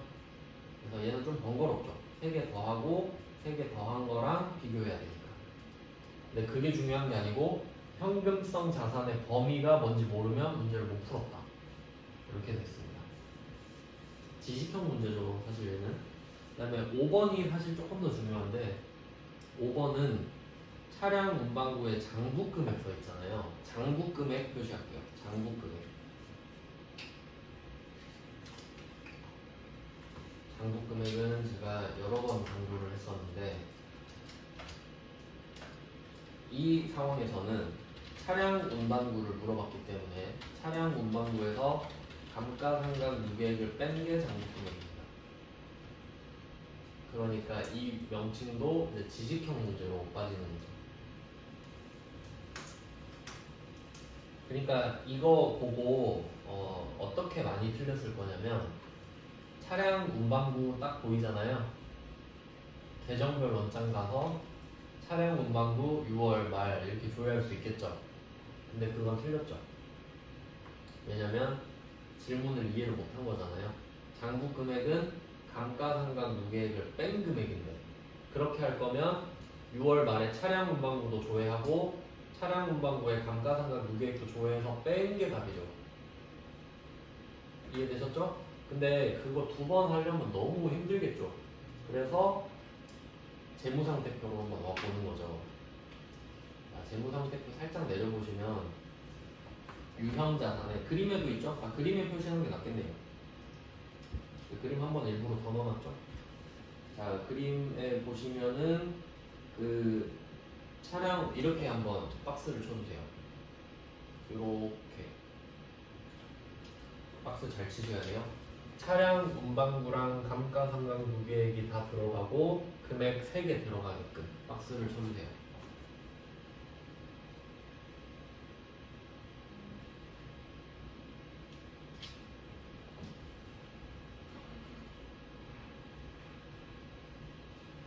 자, 이렇게 표시하셨나요? 이게 뭘 뜻하는지 한번 볼게요. 일단 왼쪽에 금액이 하나씩 있죠. 그림으로 설명드리면 차량 운반부는 8,600, 감가상각 누계액은 2,700 있죠? 이게 총액법입니다. 각각. 근데 오른쪽에 금액이 하나 또 있죠? 그건 이 두 개를 뺀 거예요. 그러니까 5,900만 원에다가 장부 금액 이렇게 써주시면 돼요.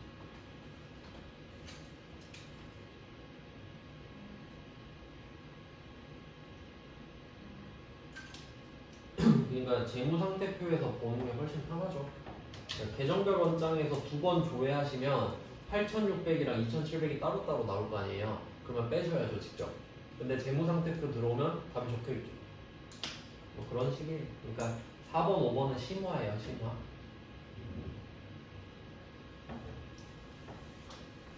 이제 다음 페이지로 또 가봅시다.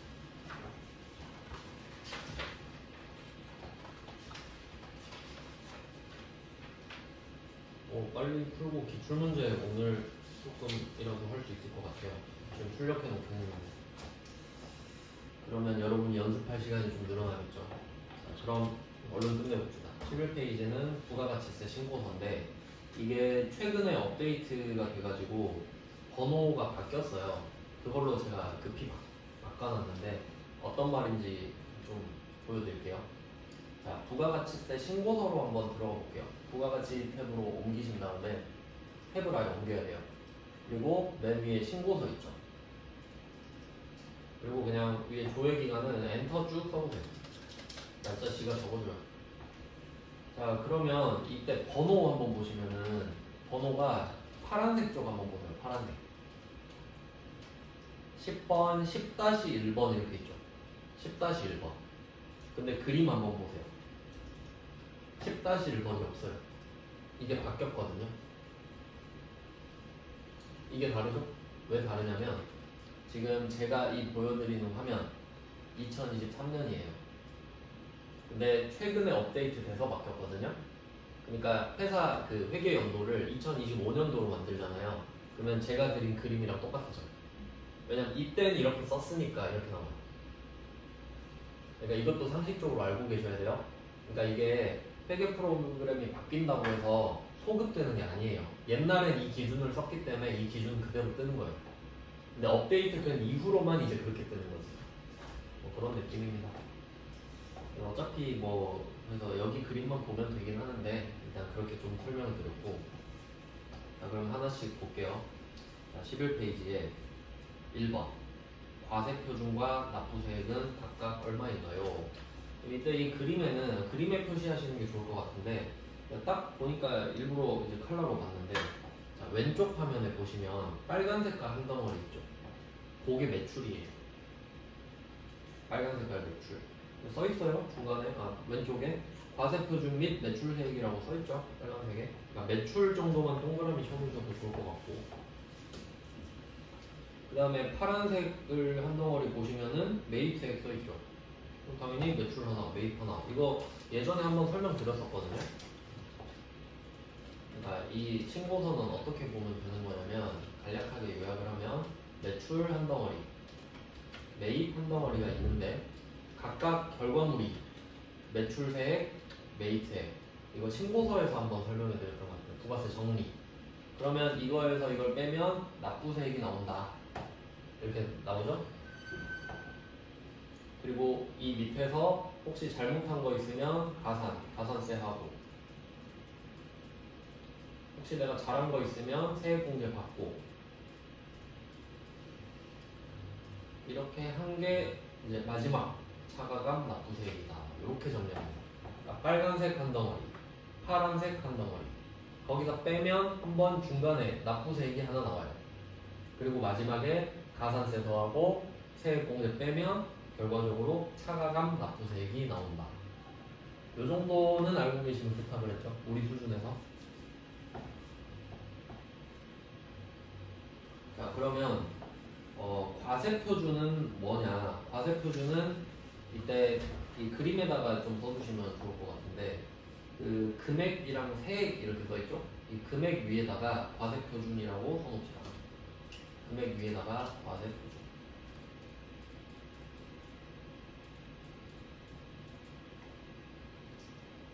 그리고 그 과세표준은 매출액만 말해요. 매출액만. 부가가치세에서는 매출액이 과세표준이고,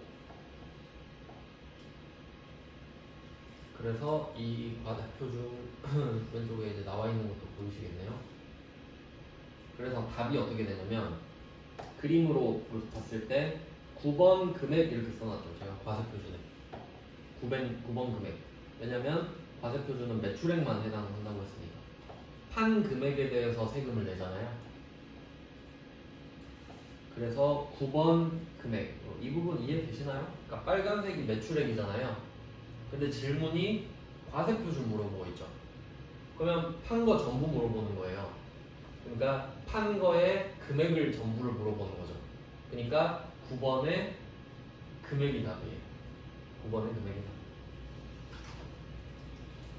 자, 그 다음에 납부세액은 빨간색에서 파란 거를 뺀 게 납부세액이죠.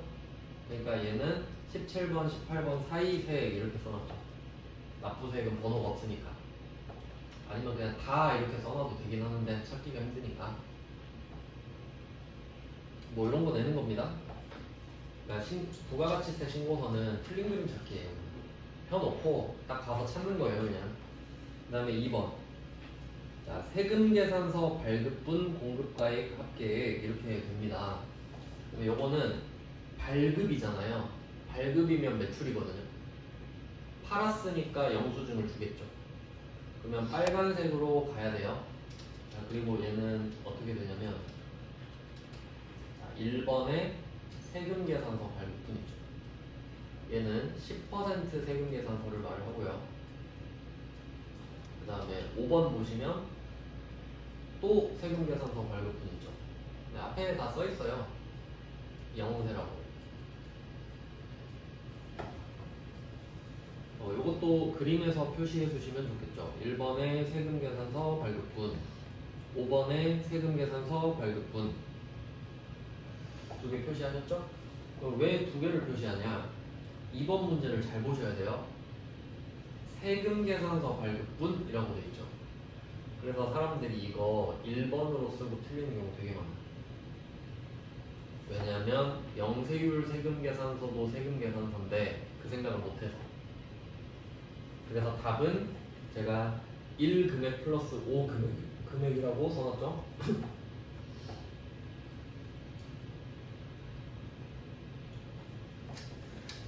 그러니까 여기서 이 금액이 9%를 말을 하고 세액이 10%를 말하잖아요.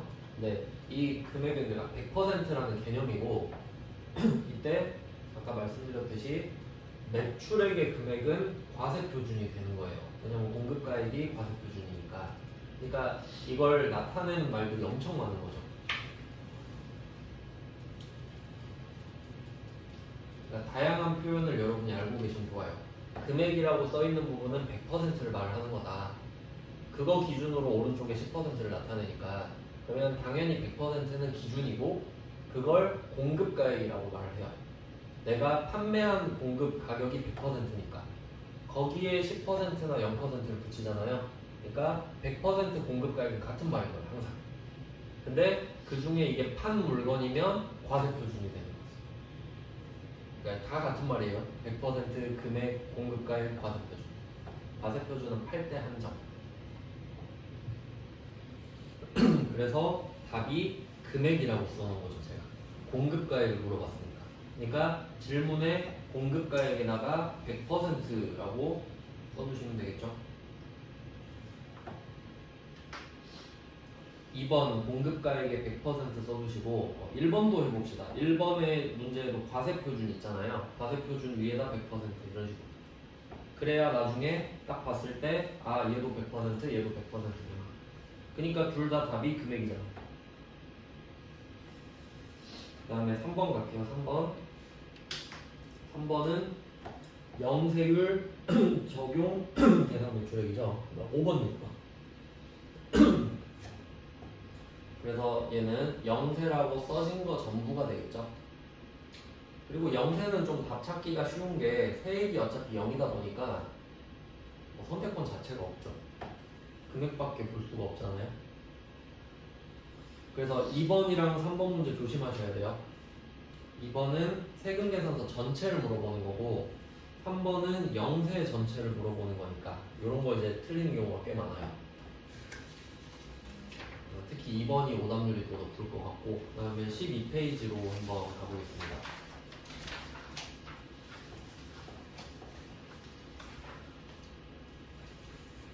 12페이지에 그림이 있는데 표를 넣어놓긴 했는데 사실 뭐 다 알 필요는 없고요. 그냥 자세히 써놓긴 했는데 4번을 바로 한번 볼게요. 4번 세금 계산서를 받은 고정자산 이렇게 고정자산 하나 표시하신 다음에 고정자산 표시해서 밑에 설명을 좀 적어놓을게요. 이게 그 회계랑 부가가치세랑 용어가 달라서 부가가치세법에서 고정자산은 감가상각 대상자산을 말해요. 그래서 고정자산 표시하고 밑에다가 감가상각 대상자산 이렇게 쓰시면 돼요.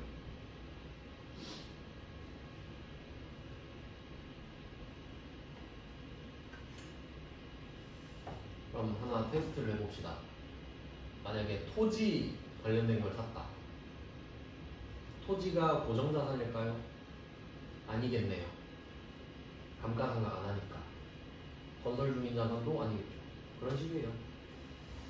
그러면 이걸 이렇게 말을 하는데 자, 세금계산서를 받은 고정자산 물어보고 있죠. 그럼 여기서는 파란색을 봐야 돼요. 세금계산서를 받았으니까. 근데 이 중에 12번이라고 제가 써놨죠? 세금계산서 수취분 중에 고정자산 매입 그리고 세액도 하나 표시해줘요. 세액. 그러니까 답이 세액이죠. 그래서 그림상으로 답이 12번의 세액이 되는 겁니다. 진짜 틀린 그림 찾기 맞죠? 자, 그 다음은 5번 가겠습니다. 5번.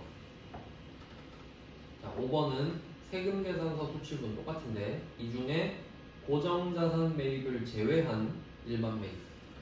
여기 설명 그대로인데 여기서 일반 매입은 고정자산이 아닌 걸 말하거든요.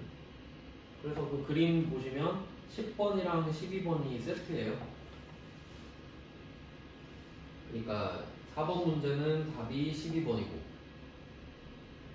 5번 문제는 답이 10번이죠. 고정자산이냐 일반 매입이냐 이거니까. 일반 매입은 그냥 고정자산이 아닌 걸 말을 합니다. 이 정도면 뭐 되게 쉬운 편이죠. 그냥 위치만 잘 알고 있으면 되니까. 자, 이제 다음 페이지로 넘어가겠습니다. 13페이지입니다. 13페이지의 6번 문제는 6번은 저번에 나온 겁니다. 저번 시험에 나온 겁니다. 자, 신용카드와 현금영수증으로 받은 고정자산의 매입세액은 얼마인가 이렇게 되어 있습니다. 그러면 이게 매입 쪽은 어떤 느낌이냐면 세금 계산서를 받은 거랑 그 밖으로 빼거든요. 이렇게 두 그룹이 있다고 보시면 돼요. 그러니까 10번, 11번, 12번 여기 통틀어서 세금계산서 수치분 이렇게 돼 있죠. 그리고 그 밑에 그림에서 15번 보시면 그 밖 이렇게 돼 있잖아요. 요 두 개로 나눈다 이거지. 세금계산서냐 아니냐.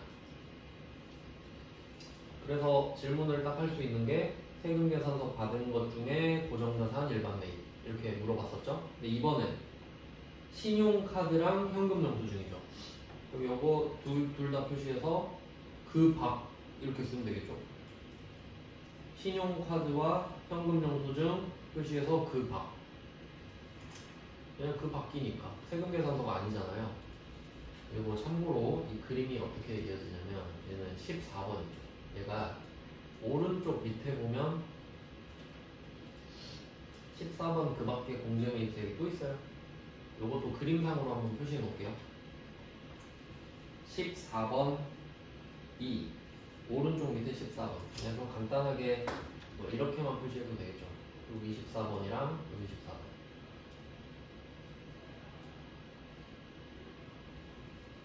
네, 오른쪽 밑에 14번은 박스를 치셔야 돼요. 이게 전체가 14번이거든요. 그러니까 이 전체 14번 있죠. 얘가 이렇게 들어가는 거예요. 오른쪽 밑에서 14번으로 올라서 들어가는 거예요. 이렇게. 얘가 결과물이 이렇게 된다. 자, 그러면 오른쪽 밑으로 내려가야겠죠. 카드랑 현금영수증은 그 밖이니까 오른쪽 밑으로 내려가면 자, 여기도 일반 매입이랑 고정 매입이 있네요. 그래서 답이 45번, 그림상으로 45번이죠. 45번 금액이 되는 겁니다. 고정자산 물어봤습니다. 그러니까 물어볼 만한 게 뭐 이 정도예요. 그러니까 세금계산서는 10번, 12번. 현금영수증이랑 카드점표는 오른쪽 밑으로 내려와서 44, 45 그림상으로 이 정도 찾으실 수 있겠죠. 틀린 그림 찾기입니다. 원래 이게 조금 올바른 표현은 아니긴 한데 그냥 뭐 적당히 뭉개서 우리 수준에서 이 정도로 해석해라 이런 거 같으니까. 그 다음에 7번 갈게요. 7번은 사업용 고정자산 매입세액은 이렇게 물어보고 있네요. 이렇게 되면 진짜 어려운 건데 고정자산 전체를 물어본 거니까 얘는 답이 11번이랑 45번이 되겠죠. 논리 이해되시나요? 아까는 세금계산서 받은 고정자산 그리고 신용카드랑 현금영수증 받은 고정자산 이렇게 물어봤죠. 근데 7번은 어때요? 그냥 산 사업용 고정자산 차이 보이시죠? 7번은 그냥 매입한이라고 돼 있잖아요. 그럼 이건 당연히 세금계산서 받은 것도 포함되고 카드점표도 포함되고 현금영수증도 포함되겠죠. 그러니까 7번 같은 거 조심하셔야죠. 7번 조심하셔야 돼요. 따로따로도 보고 합쳐서도 봤습니다. 그러니까 좀 그 신고서는 자주 보는 게 유리해요. 아무래도. 자, 그 다음은 14페이지입니다. 자, 14페이지는 8번에 공제받지 못할 매입세액입니다. 이것도 뭐 자주 나오는 편인데 얘는 그냥 여기 16번에 있습니다. 그림상으로는 17번이네요. 17번 세액 이렇게 써놨죠. 이건 그냥 보너스 문제로 나오면 답이 그냥 여기 있는 거니까. 그 다음에 9번으로 가보겠습니다. 9번 문제. 예정신고 누락분 이렇게 있는데 이게 지금 9번 문제가 확정이에요. 4월부터 6월 걸 하고 있는데 일기 확정이 4월부터 6월이고 일기 예정이 1월부터 3월이에요. 그러니까 3개월씩 끊어져서 들어가니까 그러면 1월, 3월도 신고를 끝냈겠죠? 근데 그때 빠뜨린 거 있잖아요. 그거 빠뜨린 거를 여기다 추가로 확정 때 같이 하는 걸 말한단 말이죠.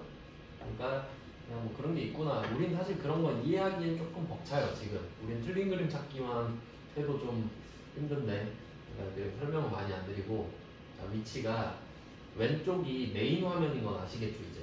왼쪽이 메인인데 오른쪽이 보조 화면이거든요. 이제 오른쪽에는 이런 것도 있어요. 자, 박스가 하나씩 더 있습니다.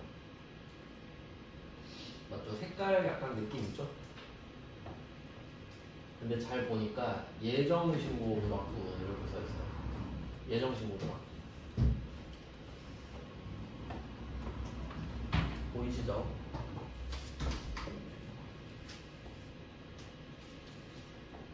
여기 그 그림에도 좀 하나 표시해주세요. 예정신고 누락부. 이게 지금 답이니까.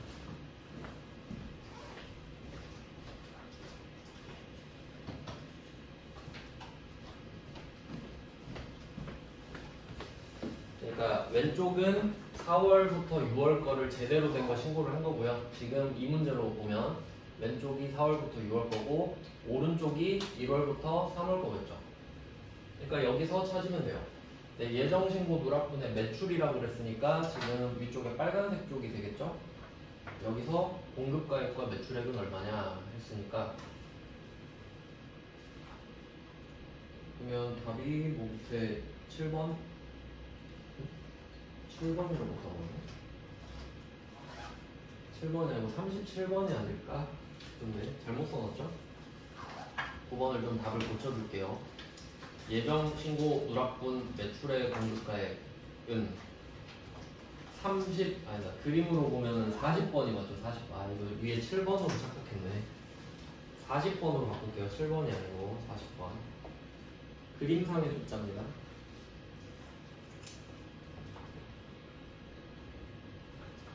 네, 그래서 각각 40번의 금액과 세액을 써주시면 돼요. 예정신고 누락분입니다. 그러니까 예정신고 누락분은 오른쪽으로 시선을 옮기고 매출인지 매입인지 봐야 되는데 매출이라고 하니까 위쪽, 그리고 전체를 물어보는 것 같으니까 합계, 이렇게까지. 그 다음에 10번입니다. 예정신고 미환급세액. 요거는 그냥 왼쪽 밑에 있어요. 예정신고 미환급세 21번 끝. 아, 그림상으로는 23번이죠. 얘는 애초에 금액이 막혀있기 때문에 그냥 23 이렇게만 해도 돼요. 왜냐면 이름 자체가 세액이라서 그렇습니다. 그 다음에 11번 차가 감하여 납부할 부가가치세. 완전 보너스 문제죠. 27번. 아, 그림상으로는 30번. 맨 밑에죠, 맨 밑에. 그러니까 부가세 신고서는 사실 이론적인 개념을 물어보는 게 아니고 진짜 말 그대로 위치, 말 그대로 진짜 틀린 그림 찾기니까 괜히 제가 설명해서 복잡하게 만들진 않겠습니다. 자, 이런 느낌이고요. 이제 몇 개 안 남았죠. 이거 마무리 조금 쉬고 마무리하고 기출문제 또 최대한 한번 해보겠습니다. 네, 좀 쉴게요.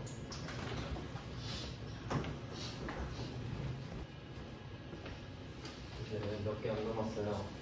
지금 부가가치세 신고서까지 했고, 그 다음 주제가 15페이지에 메인 매출장입니다. 메인 매출장은 그 아래쪽에 설명을 적어놨는데, 메인 매출점표의 유형 있죠. 뭐 11번 과세, 뭐 54번 불공 이런 것들 있잖아요. 그걸 검색할 수 있는 장부예요. 그러니까 그 유형 하나만 딱 볼 수 있는 거죠. 근데 사실 이건 거의 부가가치세 신고서에서 해결이 되거든요. 근데 부가가치세에서 해결이 안 되면 어쩔 수 없이 이쪽으로 온다, 이런 느낌? 그래서 굉장히 좀 지역적인 부분이 많아서 그런 건 좀 넘기고 시험에 나올 만한 것 위주로 설명을 드릴게요. 그러니까 01번 문제 한번 보시면 15페이지에 옛날 문제인데, 얘가 보면은 영세율 전자세금계산서 발행한 금액 써있죠. 그래서 제가 전자 표시해놨잖아요. 그러니까 저는 그 좀 굉장히 디테일을 따지는 편이라서 그냥 뭐 말씀을 드리면, 여기 아까 본 것 중에 지금 영세율 세금계산서니까 부가가치세 신고서로 치면 5번에 해당이 될 거거든요. 영세율 세금계산서죠. 근데 잘 보면 이 앞에 전자 이런 말 안 써있죠. 그럼 이건 뭘 뜻하냐면 전자 플러스 종이를 뜻합니다. 이것도 좀 알고 계셔야 돼요. 참고로. 그러니까 그냥 세금 계산서 이렇게 말을 하잖아요. 그럼 당연히 전자세금 계산서, 종이세금 계산서 합친 거죠. 둘 다 세금 계산서니까. 근데 여기서 질문이 전자세금 계산서죠. 그러면 내가 이 5번이 답이라는 거를 어떻게 확신합니까? 맞죠? 그러니까 얘는 신고서가 정확한 답은 아닌 거예요. 왜냐면 신고서의 5번은 종이 플러스 전자잖아요. 근데 질문은 전자만 물어봤잖아. 이해되셨죠? 무슨 말 하는지? 그래서 제가 이거 문제 만들어서 넣어놨거든요. 자, 밑에 그림 한번 보세요. 자, 그러면 얘는 답이 메인 매출장을 가서 영세율 세금 계산서 발행하면 12번 영세거든요. 12번 영세. 그래서 제가 12번 영세를 조회한 사진을 넣었어요. 제가 만든 건데 잘 보시면 거래가 3개 있거든요. 4월 1일 하나, 5월 1일 하나, 6월 1일 하나. 근데 보시면 4월 1일은 오른쪽에 전자 동그라미, 5월 1일은 전자에 동그라미 없죠. 6월 1일은 전자 동그라미 있죠. 얘는 전자인지 아닌지도 알 수 있어요. 그러니까 12번 영세를 조회하는 게 답인 거예요. 맞죠? 네, 이건 안 내요. 낼 리가 없어요. 그러니까 아마 출제자 문제 잘못 낸 거예요. 이거. 자기가 이 사실을 모르고. 그러니까 너무 디테일하니까 그냥 참고로 알고 계세요. 그래서 그냥 그렇구나. 그 밑에 그래서 그림 또 넣어놨죠. 두 번째 그림. 두 번째 그림에서는 5번에 3,500만 원이라고 표시되어 있죠. 근데 답은 동그라미 쳐진 두 개만 합친 3,000만 원이 답이에요. 나오진 않아요. 그냥 알고 계세요. 아 그렇구나 하고 넘어갈게요. 그 뒤로 한 번도 안 냈을 거예요. 그러니까 잘못 낸 거지. 전자라는 말을 붙이면 안 됐는데. 그러면 부가세 신고서 5번으로 끝이잖아요. 잘못했다고 생각이 들어요. 그다음 2번 문제. 16페이지에 2번이랑 3번 이 두 개는 묶어놓을게요. 2번과 3번은 묶어놓겠습니다. 자, 이것도 신고서에서 출발하면 되는데, 자, 신고서 그림을 딱 보잖아요. 신고서에 그림 다 넣어놨네. 세팅이 아주 철저하네요. 그 밑에 그림 보시면 3번 한번 보세요. 그 첫 번째 그림 있죠. 16페이지 첫 번째 그림에 3번을 보시면 신용카드점 현금영수증 발행분 보이세요? 보이시죠? 그럼 얘는 무슨 뜻이에요? 카드 점표 발행한 거랑 현금 영수증 발행한 거랑 합쳐져 있던 소리죠.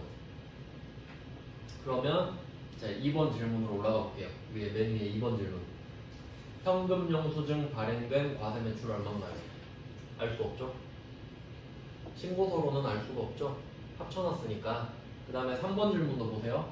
3번은 카드 과세 매출 얼마인가요? 그러니까 신고서 그림의 3번을 보면 2번, 3번 문제가 왜 나오는지 이해할 수 있죠. 신고서에는 이 두 개가 합쳐져 있잖아요. 그럼 아 신고서에서는 이걸 모르겠구나. 그럼 메인 매출장 가서 2번 문제는 현과 조회해야 되고. 문제 한번 표시해 볼까요? 그 2번 문제에 현금 영수증이 발행된 과세 매출 있잖아요. 현자 표시하고 과자 표시하면 되죠. 현과 매출 현과 조회하면 되잖아요. 그 다음에 3번 문제는 어때요? 3번 문제는 카드 과세 매출인데 카과 표시하면 되겠죠. 그러니까 신고서에서 끝낼 수 있으면 좋은데 얘 둘은 신고서에서 답을 절대 알 수가 없어요. 그러니까 얘 둘 나오면 답이 메인 매출장으로 정해진 거지 그냥. 그러니까 얘 둘은 딱 잘 나오게 생겼죠. 이번 한번 묶어가지고 얘네들은 각각 들어가서 볼 수밖에 없겠다. 그래서 한번 좀 들어가서 보여드릴게요. 이게 그러니까 왜 신고서에서 먼저 보고 안 되면 메인 매출장으로 가냐면 신고서는 보기가 편하거든요. 근데 메인 매출장은 보기가 좀 불편해요. 아까 그림 넣어놓긴 했는데 이 재무회계 회계관리 화면에서 메인 매출장 한번 가볼게요. 장부관리에. 그러면 뭐 형식적으로 조회를 한번 해볼까요? 2번 문제. 일기 예정이니까 1월, 3월입니다. 참고로 그 기간은 3개월씩 끊어서 아시죠? 1월부터 3월, 4월부터 6월, 7월부터 9월, 10월부터 12월 이런 식으로 항상 내요. 분기라 그러죠. 분기. 네, 부가가치세에서는 얘네들을 일기 예정, 일기 확정, 2기 예정, 2기 확정 뭐 이렇게 부릅니다. 그러니까 문제에서 몇 월부터 몇 월이라고 안 알려주죠. 그러니까 이번 문제는 일기 예정 이렇게 말하잖아요. 그러니까 1월, 3월 쓰세요 그 말이고 3번도 일기 예정이니까 1월, 3월. 그러니까 말을 해주는 경우도 있지만 안 해주는 경우도 있으니까 알고 계시면 되겠고 그래서 1월, 3월로 들어왔고요. 매출이니까 매출을 클릭하고 유형은 현금 영수증 발행된 과세 매출이니까 아까 말씀드렸던 매출 현과죠. 현과 22번 이런 식으로 가게 되는데 그럼 얘는 이제 답이 자 분기계라고 써놨죠. 이유는 생각해 볼게요. 지금 조회 기간이 분기죠. 1월부터 3월이면 1사분기잖아요. 그러니까 답은 분기계가 돼야 돼요. 일단 분기의 합계니까. 그리고 지금 물어본 게 공급가액이죠. 공급가액. 참고로 이 공급가액이 100%고 부가세가 10%고 합계가 110%겠죠. 당연히 공급가액의 분기계가 답 아니겠어요? 지금은 제가 거래가 하나밖에 없어서 안 복잡한데 나중에 막 거래 막 6개, 7개 나오면 눈에 잘 안 띄거든요. 근데 우리는 그거랑 상관없이 분기계 공급가액만 보면 된다는 소리지. 맞죠? 우린 3개월치만 볼 거잖아요. 이거 다 알려드린 거예요. 3번도 당연히 똑같이 하시면 되고 근데 3번은 합계 물어봤죠. 공급 대가 표시해야 돼요. 이것도 한번 표시를 합시다. 자, 이번 문제에서는 공급 가액 표시해서 100% 쓰면 되겠죠? 이번 문제 공급 가액 100%. 그 다음에 3번은 공급 대가 나왔죠? 110% 써야 되죠? 당연히 둘이 이름이 다르잖아요. 공급 가액도 100%고 공급 대가도 100%면 안 되잖아요. 그러니까 3번은 제가 답을 합계라고 써놨죠. 2번은 답이 공급가액이네. 이런 디테일 잘 챙겨주셔야 돼요. 네, 그 표시 여러분 잘 해야 돼. 이거 진짜 강조 안 하면 그냥 쓱 넘어가거든요. 그럼 그냥 쓱 틀리는 거예요. 그래서 공급가액은 100%니까 공급가액, 공급대가는 110%니까 합계. 이 둘은 뭐 나오는 게 뻔한 거고요. 그 다음에 4번은 계산서를 수취했다. 이건 상식적으로 좀 알고 계셔야 되는데 이 부가가치세 신고서는 메인 매출장에서 자동 반영되는 거거든요. 근데 이름이 부가가치세 신고서잖아요. 그럼 부가가치세만 반영되겠죠. 근데 계산서를 받았다는 거는 면세 물건을 샀다는 소리죠. 부가가치세가 면제됐다는 소리죠. 그럼 신고서에 없겠지. 그러니까 이론상으로는 메인 매출장으로 가세요 이렇게 되는 거예요. 그러니까 그 이유 정도를 아는 게 좀 중요한데 사실 신고서에서 볼 수는 있어요. 그냥 뭐 참고로 보여드리면 이것도 그냥 외울 필요는 없는데 기억나면 좋은 거고 위에 과표명세라고 있거든요. 들어가면 계산서 수취 금액이 있어요. 왜냐면 메인 매출 점표가 다 반영은 되기 때문에 겉으로만 표기가 안 되는 거지 찾으려면 찾을 수 있죠. 반영은 되어 있기 때문에. 그냥 참고하세요. 참고. 그냥 메인 매출장 안 들어가도 돼요 사실. 근데 그냥 구색 맞추려고. 그러니까 메인 매출장 내는 경우는 그 카드 점표 발행해서 판 거랑 현금 영수증 발행해서 판 거 정도가 나오겠구나 정도 생각하시면 돼요. 메인은 아닌 거지 그냥. 부가가치세 신고서에서 못하는 걸 커버해주는 역할을 한다 정도로 생각을 할게요. 그 다음에 마지막 세금계산납계표. 이것도 안 어려워요. 그러니까 지금 부가가치세 관련된 장부가 마지막에 3개라고 보시면 되거든요. 신고서, 메인 매출장, 합계표. 이건 이름에서 힌트가 다 있어요. 합계표는 키워드를 밑에 제가 적어놨는데 거래처에 대해서 세금계산서를 발행했다 이런 거. 그리고 그 세금계산서가 몇 개냐 이런 겁니다. 그러니까 부가가치세 신고서는 이제 그림 보셔서 아시겠지만 결과가 숫자로 나오거든요. 근데 합계표는 누구한테 몇 개를 줬는지를 알 수 있어요. 그냥 이렇게 생각해 볼게요. 자, 부가가치세 신고서 화면인데 이 1번을 보면서 A라는 거래처한테 얼마 팔았게? 하면 알 수가 없죠.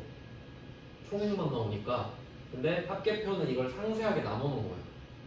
그러니까 이 1번이랑 1번 칸을 쪼개놓은 게 세금계산서 합계표인 거죠. 그러니까 이 안에 누구한테 몇 개를 발행했는지까지 알 수 있는 거예요. 자, 그럼 합계표로 한번 들어가 봅시다. 합계표는 밑에 부가가치 탭에서 세 번째 줄 세금계산서 합계표입니다. 뭐 조회 기간은 똑같아요. 뭐 일기 예정, 일기 확정 아까 말씀드렸었죠. 여기 뭐 형식적으로 그냥 1월, 3월 한번 써보고 정기시 공고로 넘어가서 일단 위쪽에서 매출이랑 매입으로 일단 나누는데 매출이 주로 많이 나오고요. 이제 1번이 나올 확률이 좀 높은데 나온다면 1번 문제를 보시면 매출 세금 계산서, 그러니까 매출은 이미 전제가 돼 있고 세금 계산서 총 발급 매수랑 공급가액 물어보고 있죠. 그러면 얘는 이 위쪽 박스가 있고 아래쪽 박스가 있는데 이 위쪽에 합계 부분이 있죠. 그러니까 가장 그 전체적인 내용은 위에 있고 아래로 갈수록 좀 디테일해진다고 생각하시면 되거든요. 그러면 지금은 총 발급 매수랑 공급가액이니까 여기서 합계 매수랑 공급가액 요게 답이 되겠죠.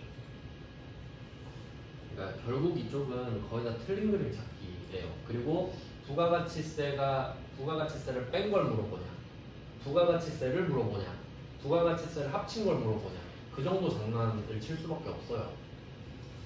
자, 그 다음에 2번으로 가보시면 자, 1월과 3월 그 다음에 4월과 6월에 발급 매수 차이 또 표시할게요.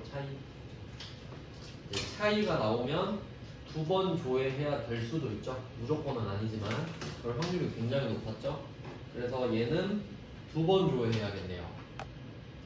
그러니까 1번 문제처럼 두 번 해야 되죠.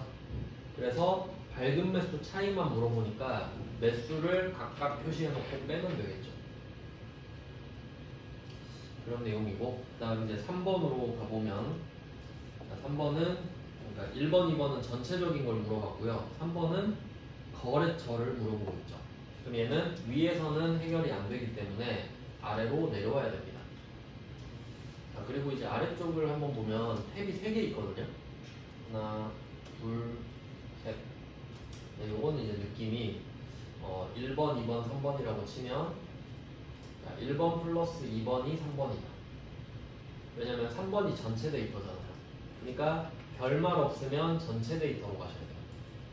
기본값이에요. 앞에 나누는 기준은 뭐 알 필요 없으니까 그냥 전체로 보면 된다. 그러니까 그림의 전체를 표시해두세요. 전체 데이터. 이게 기본값. 자, 그리고 3번 문제를 한번 볼게요. 이거 디테일을 원래 따져야 되는데 3번 보시면 매출 뒤에 세금 계산서 매수돼 있죠. 그러니까 이 세금 계산서가 전자 플러스 종이잖아요. 그러니까 전체 데이터로 가야지. 그 말이에요. 어차피 전자는 이제 물어볼 수 없다는 거 아시잖아요. 괜히 잘못 물어보면 큰일 나거든요. 그래서 그냥 세금 계산서 전체를 물어보게 돼 있어요.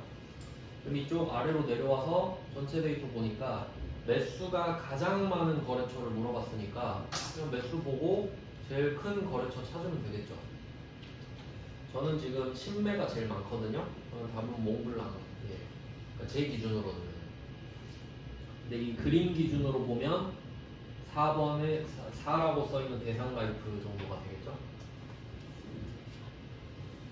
뭐 그런 내용이고요. 이제 다음 페이지로 가보시면 끝이네요. 마지막.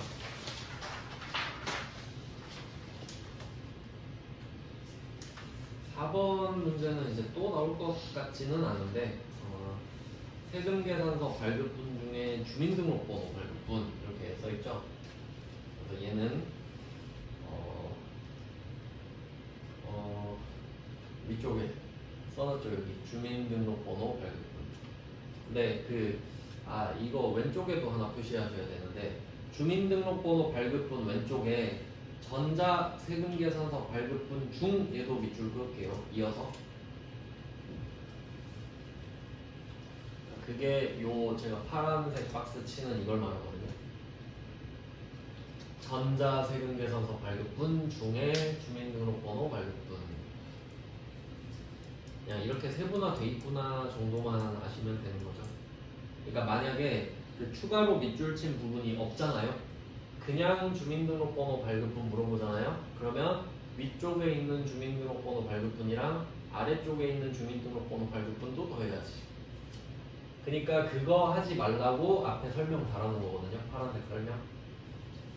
그런 디테일이 있고요. 뭐 또 나올 것 같지는 않은데 뭐 모르니까 그냥 설명드렸고, 그 다음에 5번 세금계산서에 의한, 얘는 매입만 표시할게요. 매입이 잘 안 나오는데 잘 보고 매입으로 넘어가시면 된다. 그리고 세금계산서 의한 공급가액이니까 위쪽에 공급가액을 보면 되겠죠. 매입 표시해서 위쪽에 공급가액. 그 다음에 마지막 6번은 하이 일렉으로부터 받은이니까 역시 매입이겠죠. 그러니까 5번, 6번은 매입 넣는 거거든요. 매입. 그러니까 받았다 또는 뭐 샀다 이런 식으로 말을 하면 매입으로 넘어가셔서, 왜냐면 매출과 매입은 당연히 답이 다르게 나오겠죠. 그 정도만 조심하시면 될 것 같아요. 어차피 장부는 어렵게 되지 않아요. 이미 어렵기 때문에. 그리고 이제는 기출을 풀어봐야 됩니다. 그러니까 이건 그냥 왁구만 잡은 거고 간단하게만 설명드렸고, 이제 기출을 여러분이 이제 2주 남았으니까 기출 푸셔야 되니까 오늘 좀 그 다운받는 방법이랑 알려드릴게요. 자료도 드릴게요.